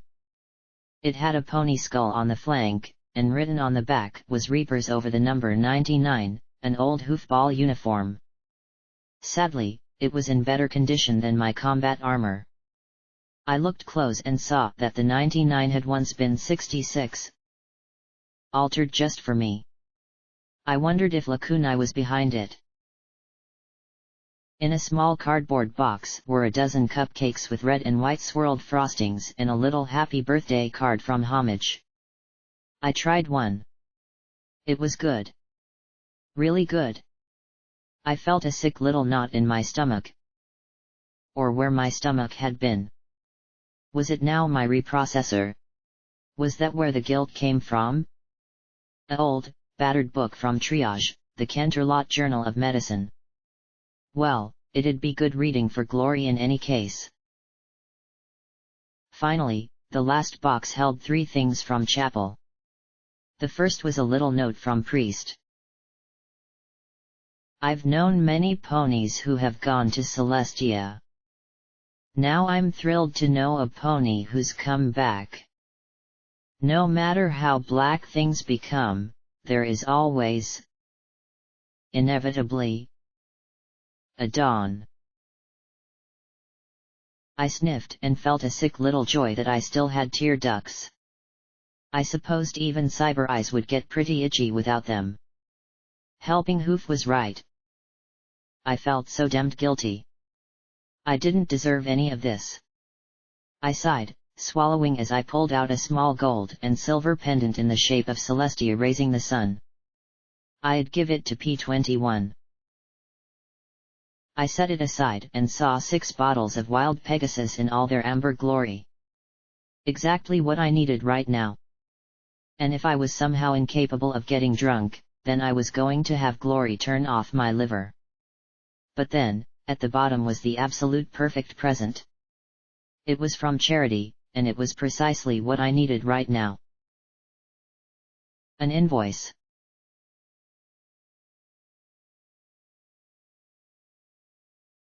I had just finished sorting the presents and was sitting on one of the recovery room's beds playing with my fingers when the doors into the entry room opened. I glanced over through the open folding divider, expecting Glory. Maybe she had washed and wanted to finish snoozing here with me? But instead, a young mare poked her head in. She looked like hell, with shadows under her eyes and a definitely frazzled expression. I noticed her stable barding and pip-buck and smiled. She looked over at me and my wiggling appendages. I gave a half smile. Hey! I have thumbs. The little unicorn almost skidded to a stop and she gave me the look. That look that said that she was assessing whether or not I bore hostile intent and that the color of her EFS would determine if I was about to receive new holes or not. But after a second, the little unicorn relaxed. Sorry, she said as she rubbed her rumpled mane. She had definitely been through the ringer, as had her friends. Doc. You got business? I called at once. The black unicorn and the brown Pegasus buck who followed were only slightly better off. The zebra in the back was the only one who didn't look half shot to hell. I went back to fiddling. It'd take more than a medical journal to make me worthwhile in a situation like this. Besides, none of her friends were really critically injured, though clearly they had been well chewed by the wasteland. The black unicorn had a nasty scar on her leg that bespoke a dire injury. At the moment though, the friends were more engaged in argument with each other than whatever had brought them to the doctor.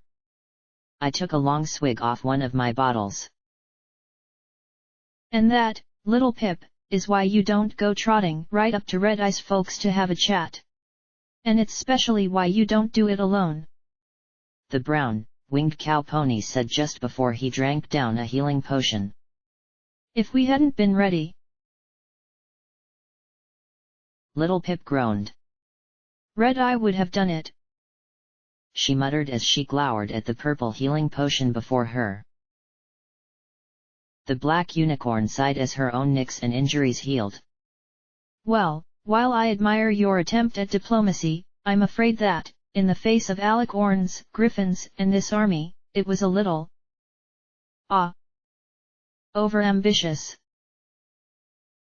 I then noticed something out of the corner of my eye and turned.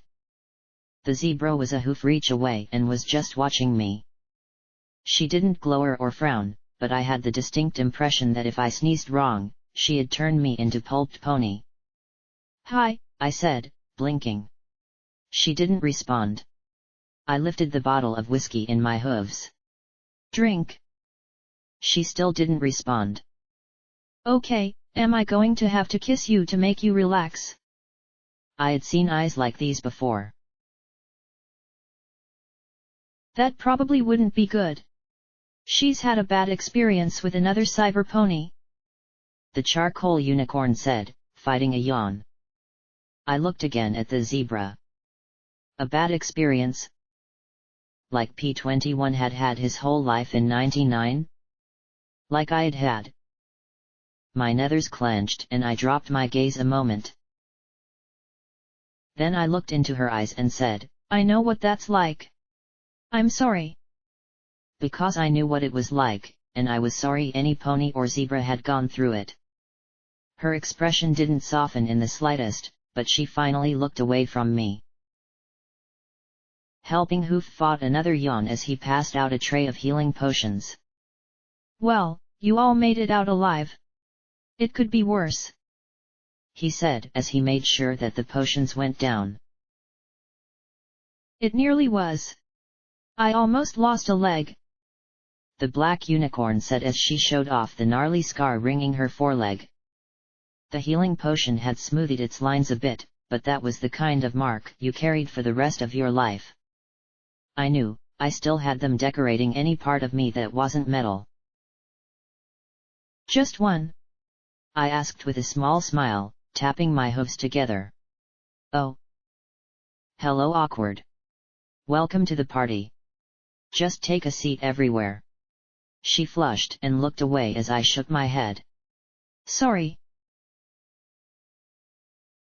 The Pegasus stallion looked at the brown bottle between my hooves. Is that wild Pegasus? I couldn't help it. I grinned and said, in my best Dusty Trails drawl, surely is, partner. Only the finest single malt whiskey made from the greatest barley in all of Equestria, stored in oak casks for a minimum of 10 years and bottled in custom enchanted preservation bottles. Guaranteed to ruffle your feathers, curl your tail, polish your horn and get you good and fuckered up. I knew that from the back of the label. He nickered, his eyes lighting up like he had just seen the sunrise, and I tossed him the bottle. He blinked as he caught it with his hooves. Here. You're just giving it to me. He stared in amazement. I nodded. I had more. Why not? Well, shoot my nuts and call me a mare. This is really nice, stranger. Blackjack, I replied, digging out a second bottle with my mouth. Calamity, he said. And my friends are Little Pip, Velvet Remedy, and Zenith, he added with gestures at the appropriate ponies. We tapped the bottles together and shared a drink. Well, it burned smooth and sweet and rested with a warm glow in my... Well, there was a warm glow somewhere in me, and that was what mattered. He wiped his mouth with a hoof. Oh my! That surely is the real deal. Can almost taste the sky barley. Sky barley? Heh, you can get 6 months for possession of this stuff back home. Food waste. He snorted in disgust, then looked at me holding the bottle between my hooves. Why are you drinking like that? Oh. Yeah. My horn doesn't work, I said with a smile and a shrug. Got chiseled off a few days back. What was that, awkward? You want to bring your whole family? Well, sure, come on in. Now Little Pip and Velvet were staring. What? Velvet flushed, then said to Helping Hoof, Anyway, enough of our little problems. When can you take care of Little Pip's little problem? She asked with a flush. The brown earth pony looked at the little unicorn. Oh. Well, unfortunately there's going to be a bit of a delay. We had to purge another patient's contamination earlier. It was amazing to see how hard they tried to not stare at me. I looked indolently back as I took a sip from my bottle. Personally, if she didn't have jelly legs, I thought she'd live. Clearly, Little Pip wasn't worried either as she sighed. It's not a problem. Look, why don't you three go up to your rooms, clean up, and catch some shut-eye? I'll just wait here till they're ready. Velvet frowned. I don't know. I think one of us should stay with you. Little Pip scowled slightly. Calamity or I get a bottle of wild pea and you're telling me I have to drink it alone. Calamity whined, waggling his eyebrows at the black unicorn. She blushed quite rosily. I will stay with her, the zebra said softly. No offense meant, Zenith, but once the rest of the populace wakes, they might not take well to your presence, Helping Hoof mentioned. A zebra in a town full of ponies. Yeah, I didn't see that ending well. Particularly this zebra. She reminded me of Lancer rather than Sakashi. At least you could laugh with Sakashi. Zenith scared the piss out of me. I'll do it, I said as I sat back on the bed I had claimed for my own. The four looked at me as I took another sip from the bottle. What? Doc wants me to stay. I'll keep an eye out for her. No problem. Velvet looked at me skeptically, and I gave my best to trust the strange cyber pony in the clinic smile. Finally, fatigue or bad judgment prevailed. All right. We'll see you in the morning. Little Pip sighed as she looked at her hooves. Velvet Remedy gave a bedside smile. I'll suggest that Homage wait till after the procedure. Indeed. It will be difficult for them to beat her old record if she is not fully restored. Zenith deadpanned. Little Pip's depression was overcome by furious embarrassment, and I looked from one to the other. Record? Was I missing something here? The little unicorn was rendered speechless as her friends left. Calamity had the bottle balanced on his flank as he trotted out singing, Wild pea. Wild pea. Got myself some wild pea. I looked back at Little Pip as the doctor went back into his office. You have some interesting friends, kid. She glanced at me as she slid back into a funk. Yeah. They're great. She clenched her jaw and then smacked her hooves together hard. Damn it. It should have worked. I take it that it is whatever got you all shot up. I asked as I slipped off my bed and trotted over to her. She frowned and nodded. So what went wrong? I asked as I held out the bottle. She took it with her magic and then sighed. I needed something of red eyes. But I couldn't convince them to let me speak with him. Or whoever is in charge of that army out there. I got frustrated, yelled. And they started shooting. So I shot back. Only there were a lot more of them than me. If Calamity hadn't been ready. I dunno. I know Red Eye doesn't want me dead yet, but that doesn't mean some overeager thug of his might not kill me anyway, just to be on the safe side. She took a drink, and her eyes bulged as she gulped and then coughed. And I thought apple cider was bad. What is that stuff? 80 proof, I replied with a smile as I took the bottle back and took another drink with my hooves. How did it happen? Little Pip asked as she stared at my horn. Oh. Ah. No big deal, I replied as I tapped my 4 hooves. A bunch of bucks were in a raping mood. I was with a filly friend of mine from my stable. Good kid. And so I made sure they focused on rutting with me rather than looking for her. Of course, when they got bored with me, they started looking anyway. So I shot one with my horn. I rolled my eyes. Needless to say, that blew their mood, so they chiseled off my horn. After that my friend showed up and saved both of us. I took a drink as she stared at me in horror. Not a big deal. I mean, the plan still worked. If they'd thought to take my horn off when they nailed my legs down. Funny how I didn't feel horror at it. I didn't feel anything at all, thinking back to it. They nailed your legs down? She asked in a low voice. Yeah. Had to cut them off. I said softly and tapped my hooves together with an awkward clank. Then, my friends went and got me new ones. New legs. New eyes. New organs. I sighed. You don't sound very happy about it, Little Pip said quietly. I can't imagine having parts of me replaced with. She trailed off, closing her eyes. I gave a sad little smile. I had mentally kicked myself like that far too often to miss it. I sighed as I swirled the bottle. I know I wouldn't want to be in your shoes, she finished. Even if the alternative is being a corpse? I asked, arching a brow. She looked, then frowned, and sadly shook her head. My friends moved heaven and earth to save me, I said. You would think I'd be all yippee-skippy. But I don't feel like myself anymore. I feel like a thing. This thing that was once blackjack but now. I can't even do magic anymore. I'm a half-metal horned earth pony now.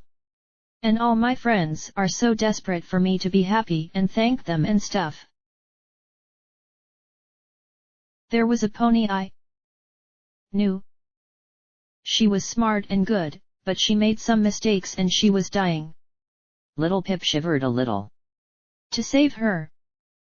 This thing. This monster I'm trying to fight. Absorbed her. Technically. She's still alive. Or something. Clearly, not something good. Not that I think, she said hastily, then paused. Sorry, she said, scowling. It's just. It's tough.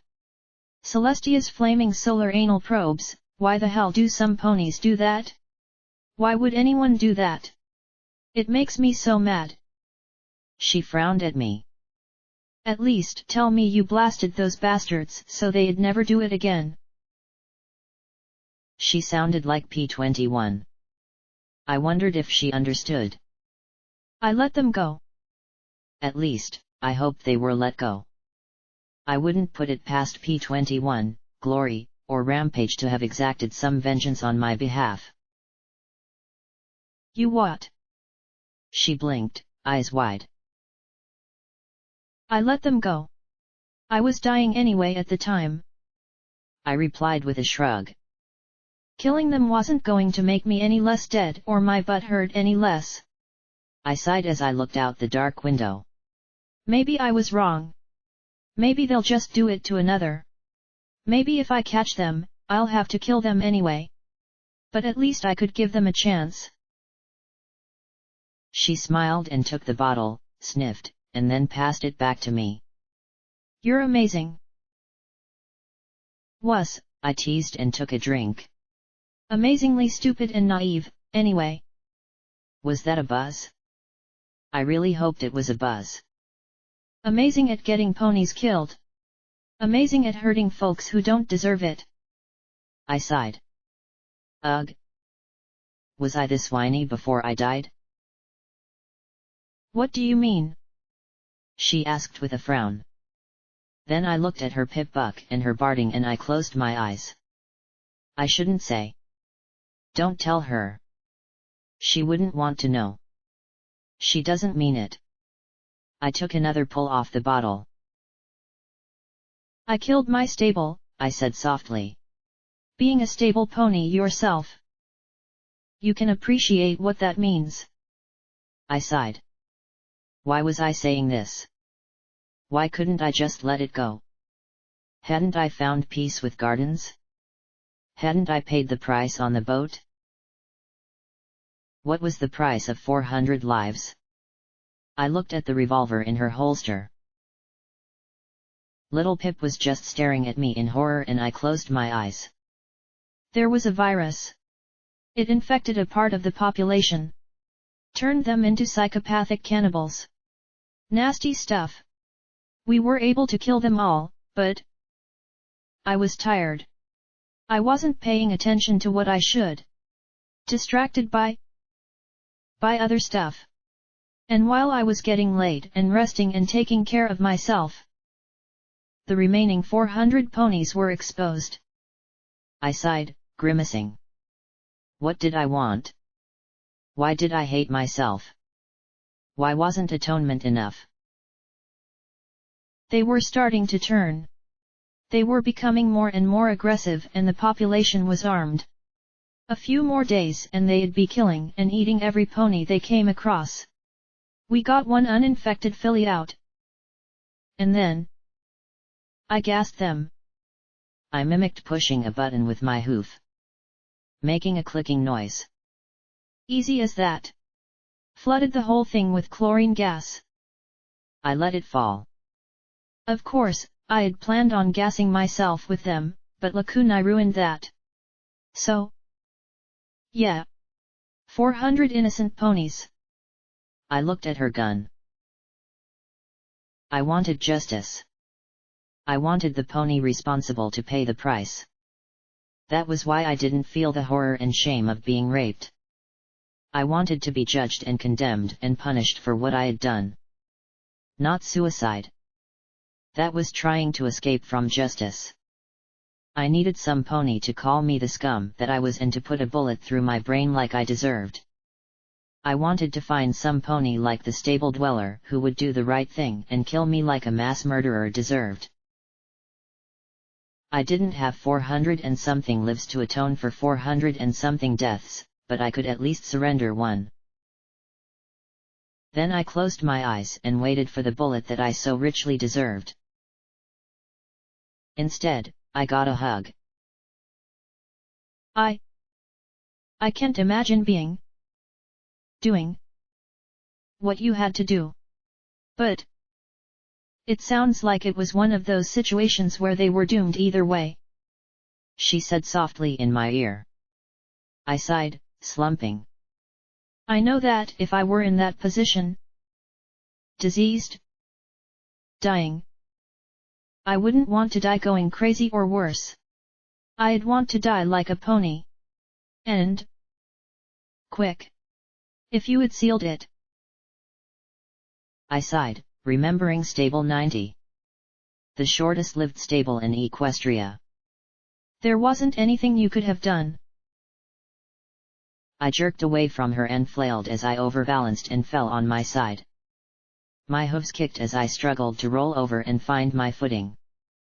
Finally, I stopped and just lay there. Why do you say that? Why does every pony? I could have tried telling them. I could have gone pony by pony.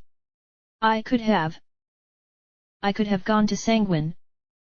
Given that murdering bastard what he wanted in exchange for a cure. I could have had the decency to die with them. Why didn't she understand?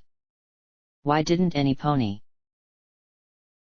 Then she levitated me into the air, and I blinked in surprise. The little pony looked long and hard at me. Would you dying have cured them? I hung there in the air before her. Okay, an alicorn with magic this strong I could understand. This was a little intimidating. I shook my head. Then all your dying would have done is killed one more pony. Little Pip said firmly before she set me back down beside her. You forgave those rapists. Why can't you forgive yourself? Have you ever gotten innocents killed? I asked. She looked me in the eye and then shook her head. If you do, tell me the trick, and I'll do it. I sighed, feeling dejected as I rubbed my face with the cool metal of my forehoof. If I stayed here, I was sure I'd start spilling every whiny, angsty thing that had happened to me. You know what? Let's go do something. Little Pip frowned. Huh? What do you mean do something? I took a nice long pull on the bottle and smiled. Attention Canterlot, we have inebriation. Take that, super magical synthetic organs. I thought we were supposed to be waiting here. You are waiting for a Healy taint purging. You can do that anywhere. I am supposed to be observed. You can observe me anywhere. So do you really want to waste time here trading sob stories? I asked as I slipped to my hooves, a little more carefully this time. It's 2 in the morning. She said with a disbelieving smile. So? Haven't you ever worked the late shift? Trust me, there's always something somewhere. Some trouble. That we can get into.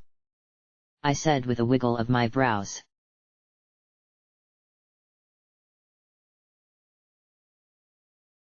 How did I let you talk me into this? Little Pip shrieked as the next wave of screaming, clawing ghouls came charging at us. Her revolver, a sweet custom-modified F-18 horseshoe that I slightly wanted to snuggle even while fighting for my life, barked and transformed the head of the monstrosity, slashing against my upraised hooves into twitching corpse meat. I heaved the body away from me and into a crowd of 3 more. It was amazing. Think about walking, fall on face. Don't think about it because you're too busy dealing with dozens of shrieking zombies while inebriated, limbs work fine. Which was a very good thing. One ghoul opened its mouth wide as it lunged, and I reared on my back legs and punched my hoof into its maw. The combined momentums drove my hoof out the back of its head, rotting brain smearing it as I pivoted on my rear legs and threw the corpse at the 3 scrabbling to their feet. Hey! This is your secret passage! I shouted as another ghoul lunged in low and I leapt over its snapping jaws. All 4 legs came straight down on its head, and the zombie's skull popped like a rotten apple. I wanted to levitate you down from the roof, but no. The trio of ghouls rose a 3rd time, but 3 blasts from Little Macintosh transformed their skulls into bony, goop-covered shrapnel. You don't like heights. Spent revolver casings popped into the air and got turned into hot brass projectiles, briefly driving one of the zombies back into the blasted subway tunnel it had been crawling out of. I'm sorry. Not all of us fly everywhere in skywagons, okay? I yelled as another group crawled out of a hole in a rusted sewer grate. I hooked my forelegs into either side of the gap and swung in, my rear legs pistoning wildly as they hammered into whatever soft flesh, undead flesh made itself available. I suggested getting lacunae, but no. You don't like alicorns. They're monsters. Little Pip shouted as her horn flared and scraped a fallen piece of roof along the side of the subway. The block of rubble was easily as big as I was and tore the emerging ghoul in half as she loaded another 6 rounds into the revolver. It wasn't an option, okay? She whirled and placed 3 shots into the head of a glowing ghoul. Its head exploded like a fountain of luminescent snot. You were the one who insisted on doing this in the first place. She yelled as she backed towards me while I scrabbled away from the sewer grate and into the middle of the subway passage, tackling a zombie that had been about to snap at her flank. You said you had to do it. No friends. Remember? I said as I hooked a foreleg into its mouth like a bridle, gripping it with my hind legs. I wrenched as hard as I could and was rewarded by the head coming off in my hooves. So then you say, oh, there's a secret passage in the basement. We can get out that way. Only a few ghouls. She had worked her arcane sciency magic on the terminal beside the door and managed to override the lockout. Neat trick. I'd ask her to teach P21 if we made it out of here alive. I threw the head as hard as I could into another charging zombie. It broke the creature's run just enough for me to bring both metal hooves down on its head with a pulpy crunch. This is more than a few. Little Pip carefully planted 3 more shots in the zombies coming out of the side tunnel as we moved towards the head subway car. The tunnel was lit by the sickly green radiance of even more glowing ghouls. Well, you said the more there were, the more fun. A ghoul scrambled onto her back, its jagged hooves hooked into her reinforced utility barding. Her horn glowed as she lifted the monster into the air, and there was a crack as the entire creature was squeezed. She threw the crushed remains back down the tunnel behind us. Little Pip, I'm drunk. I yelled before biting hard on a length of rebar and swinging the chunk of rubble on the end like a club. The weight knocked back 3 more of the screaming monsters. No, you're crazy. She yelled back as she looked around. Okay, this was rapidly getting past dozens and into fucking ridiculous numbers. What, had Tenpony been built right on top of Manhattan Ghoul Central? Get in the subway car. Hurry. Well, it was better than my plan to hit them some more. Somewhere in the process of planning this adventure, I had trotted off without barding, gun, or even saddlebags. No, the only pieces of equipment I had brought were bottles of whiskey tied together around my neck like some sort of tribal good luck charm. It had seemed funny at the time. I scrambled in first. 1 ghoul charged down the aisle at me. I hooked my forelegs into the seats, swung my back legs up, and smashed both rear hooves into its head. Then, of course, I landed flat on my back next to the wiggling corpse. I smashed my legs down on its head repeatedly, looking at Little Pip upside down as the small unicorn hopped in after me. Okay. Now what? She tossed Little Macintosh at me. I caught it in my forelegs and transferred it to my mouth, sitting up.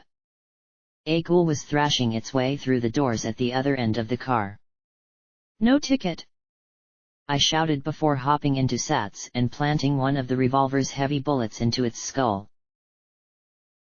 Actually, what I really said was nung thhhgkts with lots of slobber, but it wouldn't have known the difference anyway. As I pulled myself to my hooves, the subway car lurched. A glow had spread from Little Pip's horn to envelop the massive vehicle. The wheels underneath squealed, and there was a metallic bang as something broke underneath the car. With a scream of metal and rust, the subway car broke free of the rest and began to roll down the decayed tracks. Of course, there were still ghouls leaping onto the side of the rolling car, trying to pull themselves through the windows. I raced from one to the next, little Macintosh blasting their skulls to fragments until the hammer fell on an empty chamber. No problem. Have hooves, we'll thrash. Ghouls fell beneath the screeching, grinding wheels, and chunks of undead spattered at the pursuing crowd. A few more tried to scramble on. I manually persuaded them to get the hell off. In a minute, we had left the undead behind and I had finished off anything still wiggling. Little Pip gasped as she looked at me a touch wild-eyed. She levitated the gun from my mouth, wrinkling her nose at my drool. "This is one of the crazier things I think I've ever done," she yelled over the shrieks as we rolled along. I took a long pull off one of the bottles of whiskey, watching the text in my EFS warning me of the drug toxicity that my system was trying to purge. "Really? I thought it was Tuesday."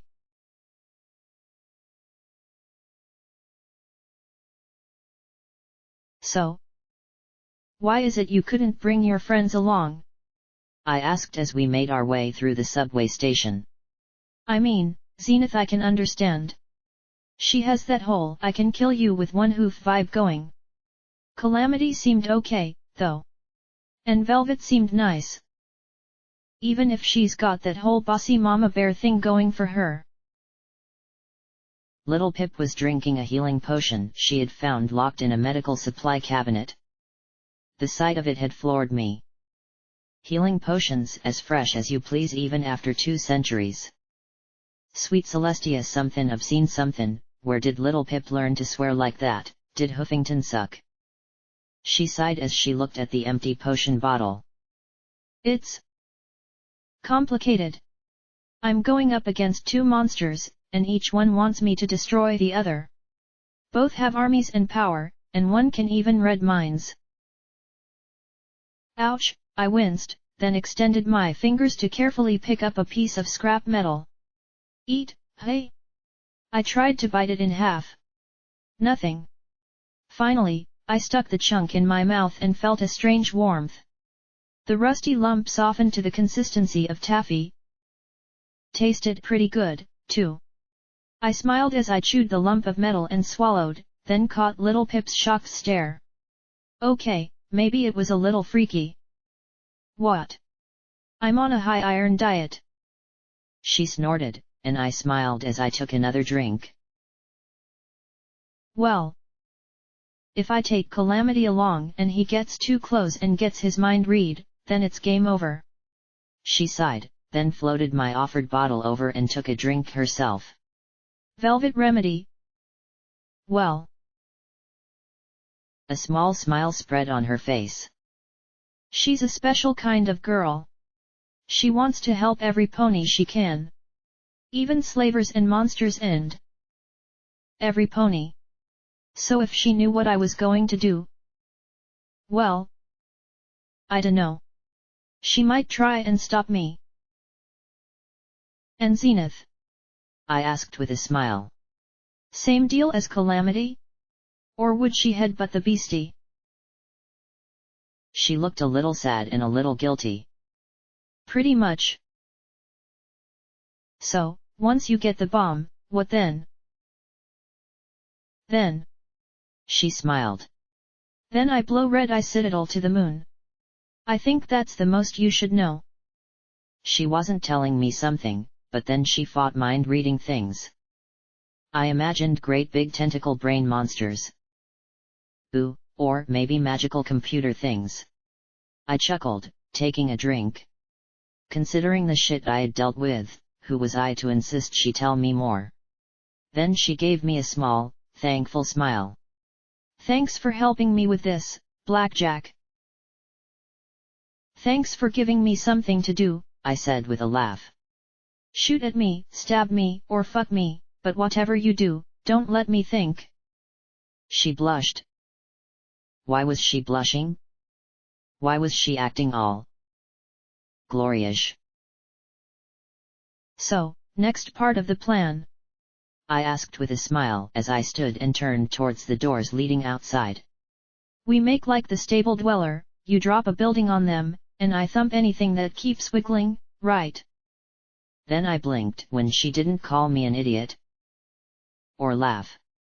I looked back at her, and was she staring at my ass? Little Pip.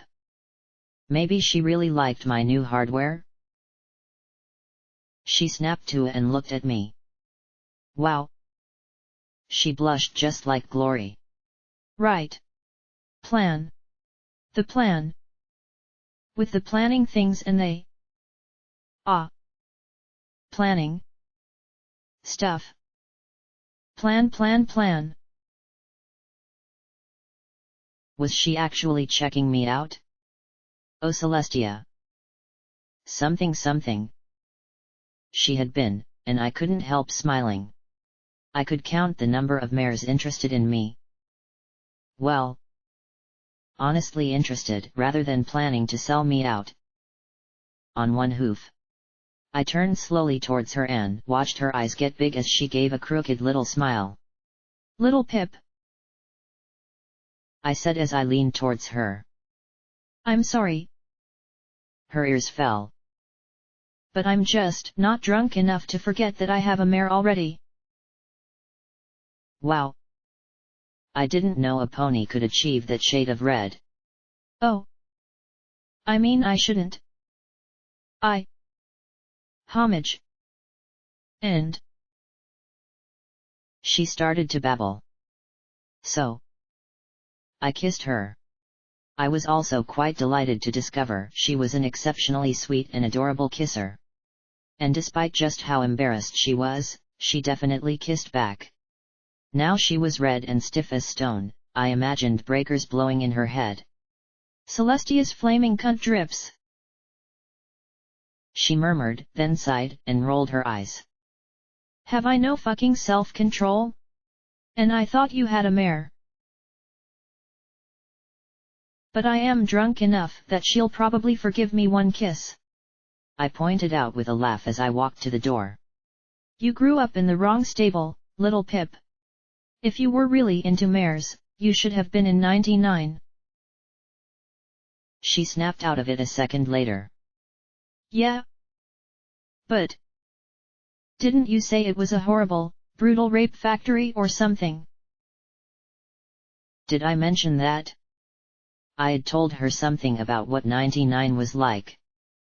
My brain was a mite fuzzy, but the alcohol was definitely lubricating the whole walking thing. Well yeah. It was. But for a mare that really likes other mares. Well. I looked right at her with a wide smile that I think set her blush in stone. I think you would have fit in just fine. I'd love to have had you in my stable. Then I took a deep breath. Anyway. Don't you have a leader to sweet talk? She stared at me, then shook her head hard. Right. With the talky, sneaky plan thing. She thumped her temples lightly.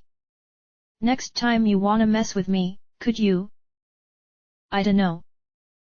Just shoot me. Kissing you was funner.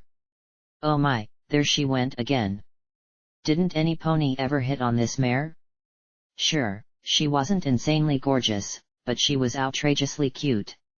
Okay. So. We got to trot up close enough to speak to some pony in charge without getting shot at. Yeah. And the camp's huge. I dunno if I have a stealth buck that'll last that long. So. Plan B. She blinked and looked at me warily. I'm not sure I want to know.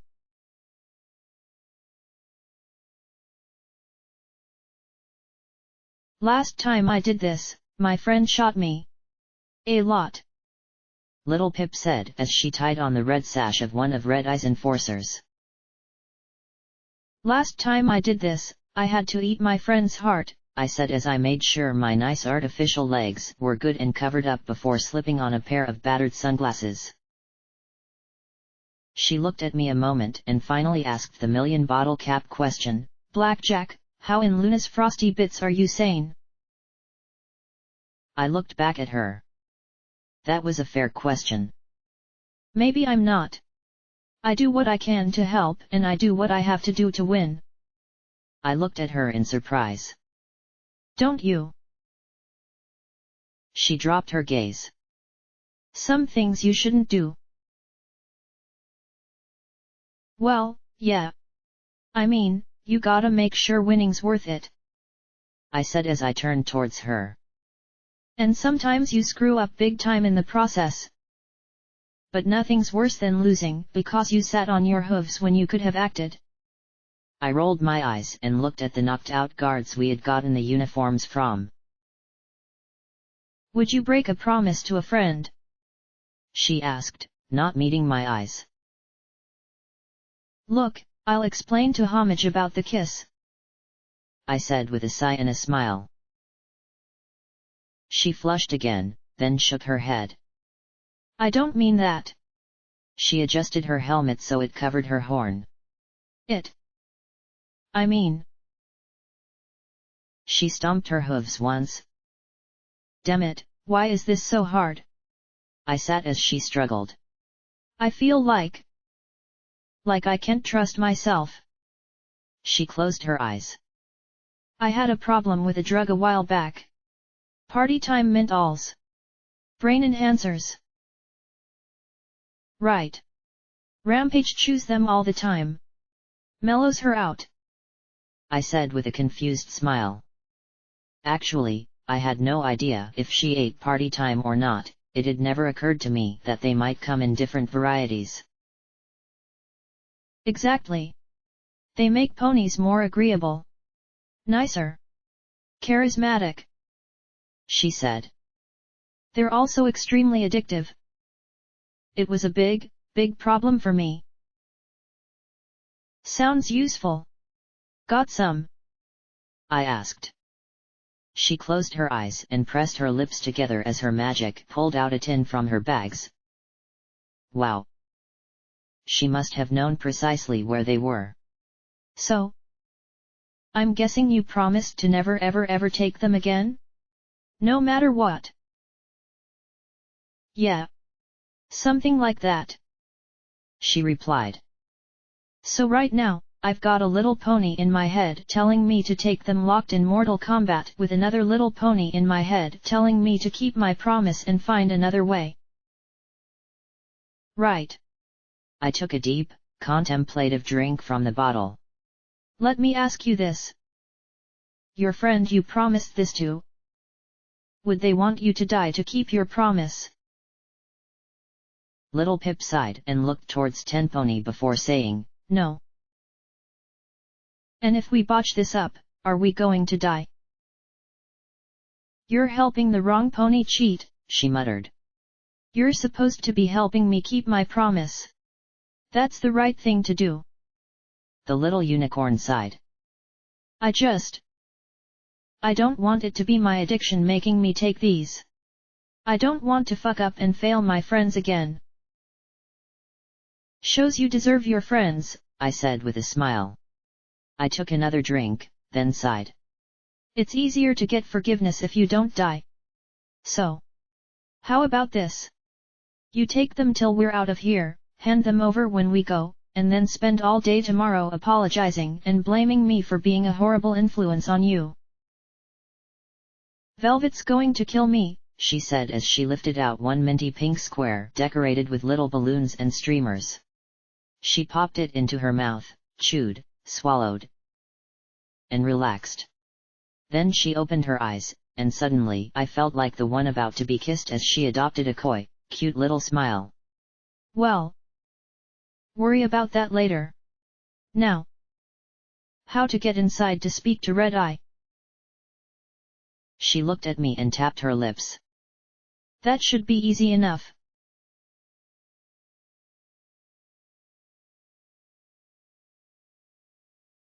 The headquarters for this army consisted of 3 or 4 old canvas tents strung together and reinforced with sheet metal. If the large broadcast antenna raised on a pile of rubble behind it was any indication, it would be a good place to contact Red Eye if whoever was in charge locally wouldn't give Little Pip what she wanted. Of course, before we could even find out the answer to that, we'd have to think of some way to get past the power armor-clad griffin guards. I take the one on the left, you take the one on the right, I suggested. How about we just go in to report a disturbance in the 10 Pony subway tunnels? She replied with a cocky little smile. But they're in power armor. And I haven't beaten a griffin in power armor yet. I wondered if you could fly them as easily as Enclave Pegasi.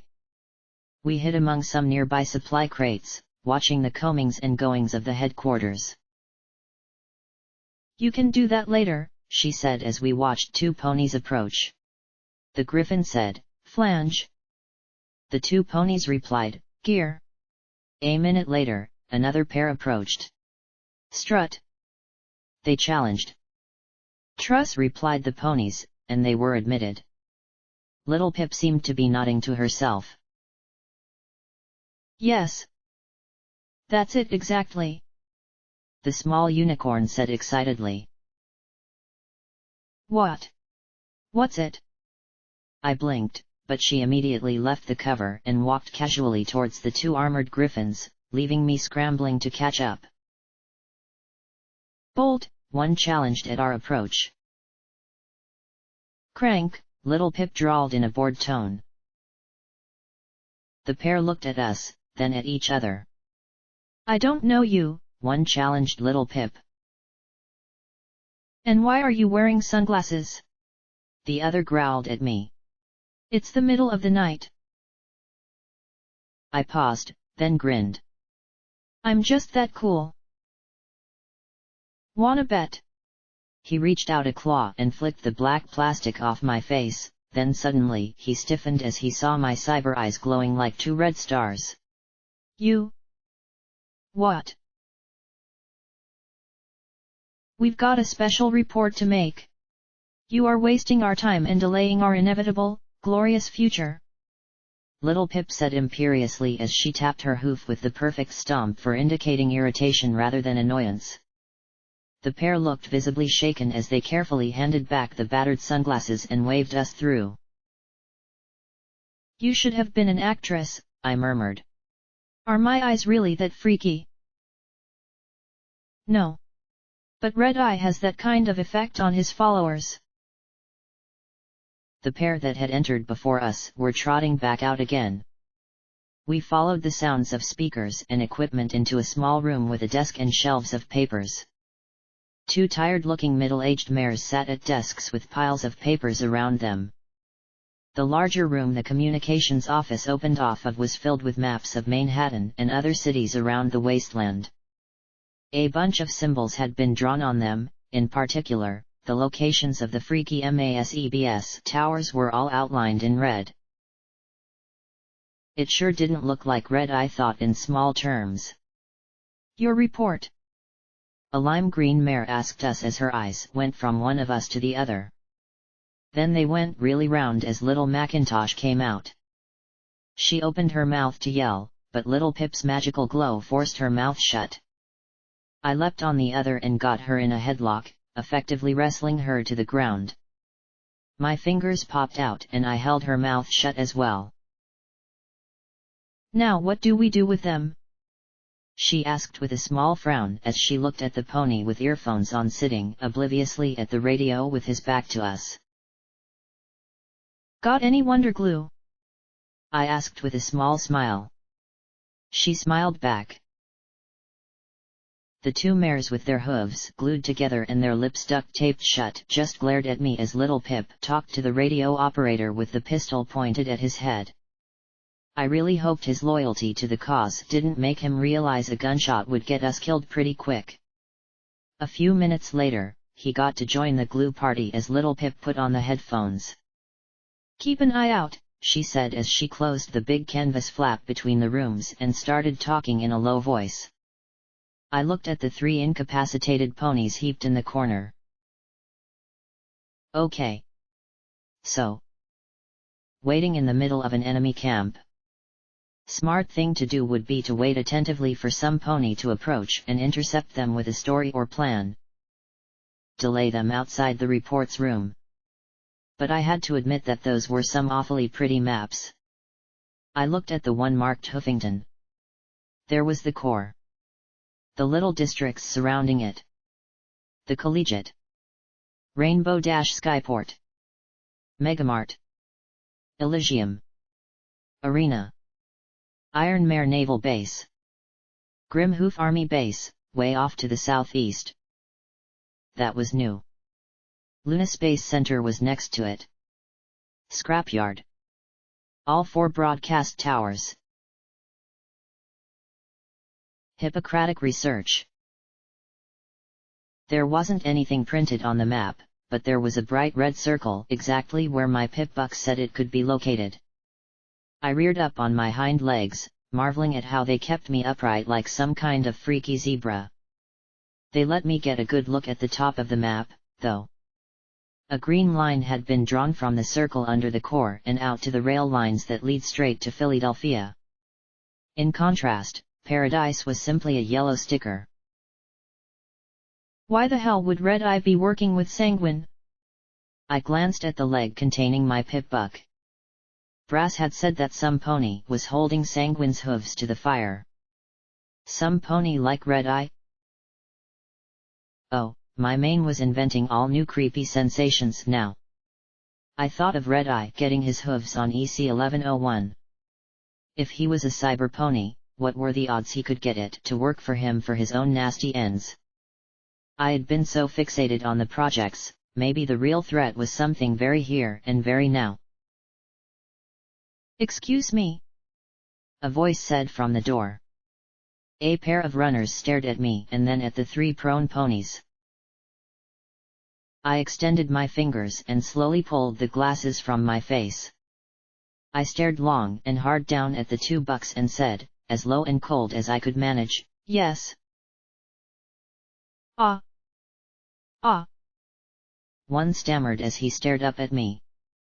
Slowly I walked, step after step on my hind legs, towards the pair. Are you going to trouble me too? I growled as I looked down at 2 bucks bigger, stronger, and more heavily armed than I. One reached into his saddlebag and handed over a folded stack of papers. I took them in my freaky metallic fingers. "Thank you," I said in as deep a tone as I could manage. I was somewhat shocked to feel, well, anything. Somehow, the legs conveyed tactile sensation. Nodding, they staggered back and trotted for the exit as quickly as they could without running. "Was that thing drunk?" one asked the other. I rushed to the flap and made a hurry-up gesture with my hoof. She waved me away and then said, "Give it to me and you get what you want." "And I get what I want?" Then she added, "Of course, you don't trust me." "And I've seen her." "You've seen her? Can you think of another way?" "Excuse me," a female said behind me. I slowly started to turn as dramatically as I could. Then I saw the red feathers, the tawny flanks, and the white eyes of a griffin I had seen a few days back. A griffin who I had left glued to the side of a boxcar outside Scrapyard. We stared at each other for a moment. "You!" Scarlet shouted, pointing a claw at me. "I supposed you'd remember a mare that cemented you to a wall." "Alarm!" she screamed at the top of her lungs. "Well, time for Plan D." I raced and tackled her, and we went flying into the canvas wall behind her so hard that it split. We were rolling, screaming, clawing, and squawking as she scratched at my limbs, and I pummeled and kicked like mad. The chaos was spreading by the second as we snapped one of the poles holding a section of the tent. There was more shouting and scuffling, but thankfully no gunshots yet.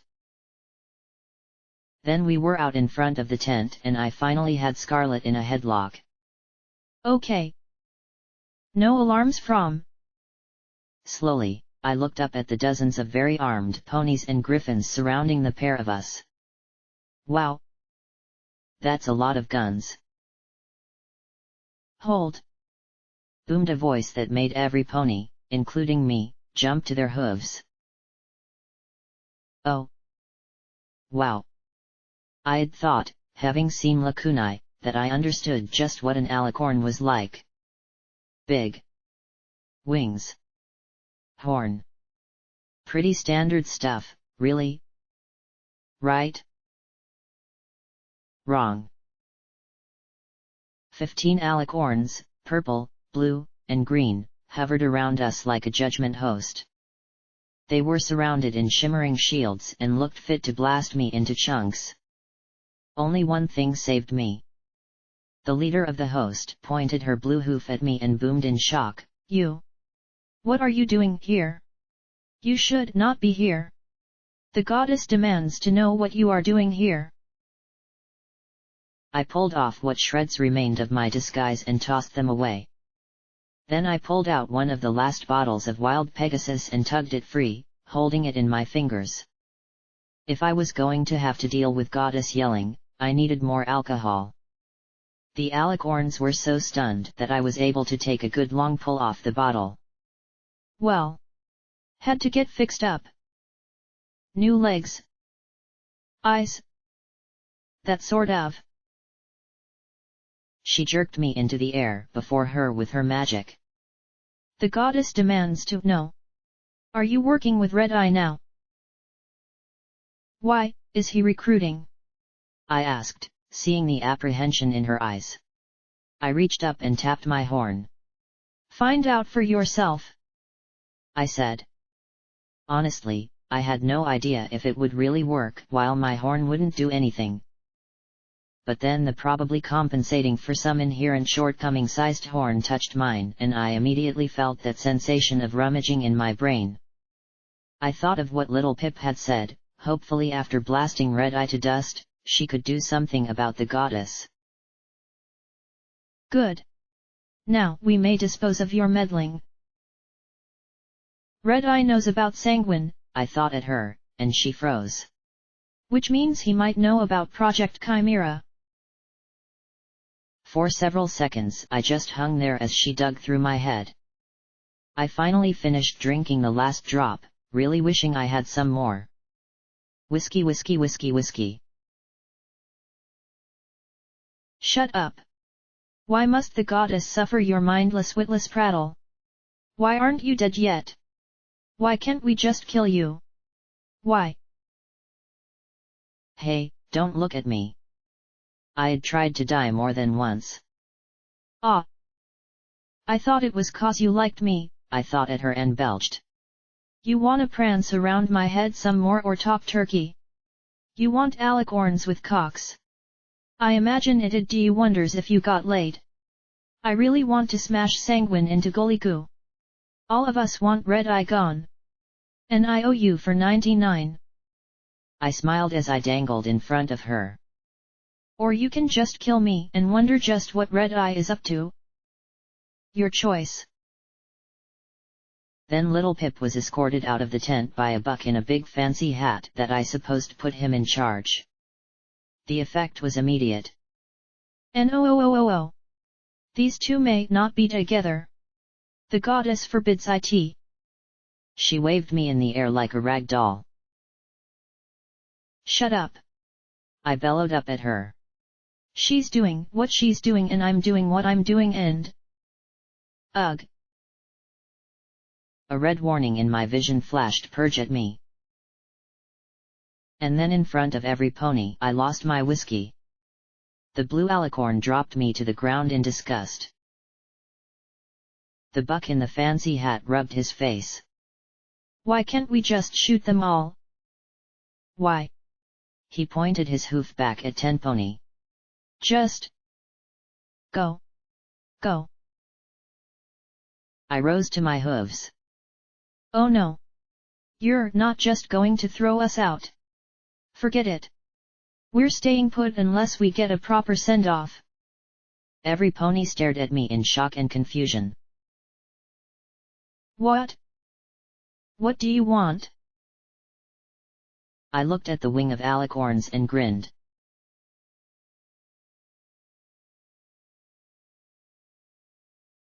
There are, in reflection, many ways to travel the wasteland. By hoof is most common. Occasionally in vehicles. Sometimes on wings, if you had them. The goddess had told Lakunai to warn the others of our return, and so they stood on the roof of Tenponi Tower as dawn broke. For a brief moment, the sun peeked through the gap between the distant clouds and the horizon, illuminating us in gold as 15 alicorns flew in formation around the tower, carrying little Pip and myself back to our friends. From my Pip buck played the most sweeping and dramatic music of Octavia's concert I could find, as inebriation helped me overlook the very splatty distance below. Maybe the crown of whiskey bottles was a bit much. The two carrying little Pip and I set us down next to little Pip's sky wagon thingy, every jaw dropping as I turned and lifted a hoof to the beasts. Thank you, noble alicorn, for our safe arrival. Go away, the blue alicorn said in disgust, and as one the group flew away from the tower. Was it just me, or was Lakunai trying very hard not to grin? Little Pip looked horrible. I felt pretty horrible too. I was pretty sure I was really pushing things with the amount I had drunk in the last few hours. As my friends trotted across the landing pad towards us, little Pip pulled out the tin of Mentols. I grabbed it. Rover was right, fingers were useful. Now you keep your promise. She looked at me with desperate eyes, and I flung the tin away before she could take another. Her whole body jerked after the tin, but I held her back and she finally slumped against me. I need helping hoof. Please. Who's that? P21 asked. Blackjack. Are you? What did you do last night? Glory stammered. And why didn't you take me along? Rampage added. Did you really drink all of that? Scotch pointed at the crown. What? I said as I swayed. So many flashy warnings on my screen. So many flashy warnings. I was just celebrating my birthday. Erp. And then everything went swirly and fell away to black. What a life. But it was mine. / Footnote, level up. Maximum level reached. New perk added, adamantium bone lacing, your bones are now 50% more resistant to breaking. This perk does not stack with bone strengthening brew. Quest perk added, cyber pony, +1 eagle, plus 10% radiation resistance, plus 10% poison resistance, plus 10% damage resistance.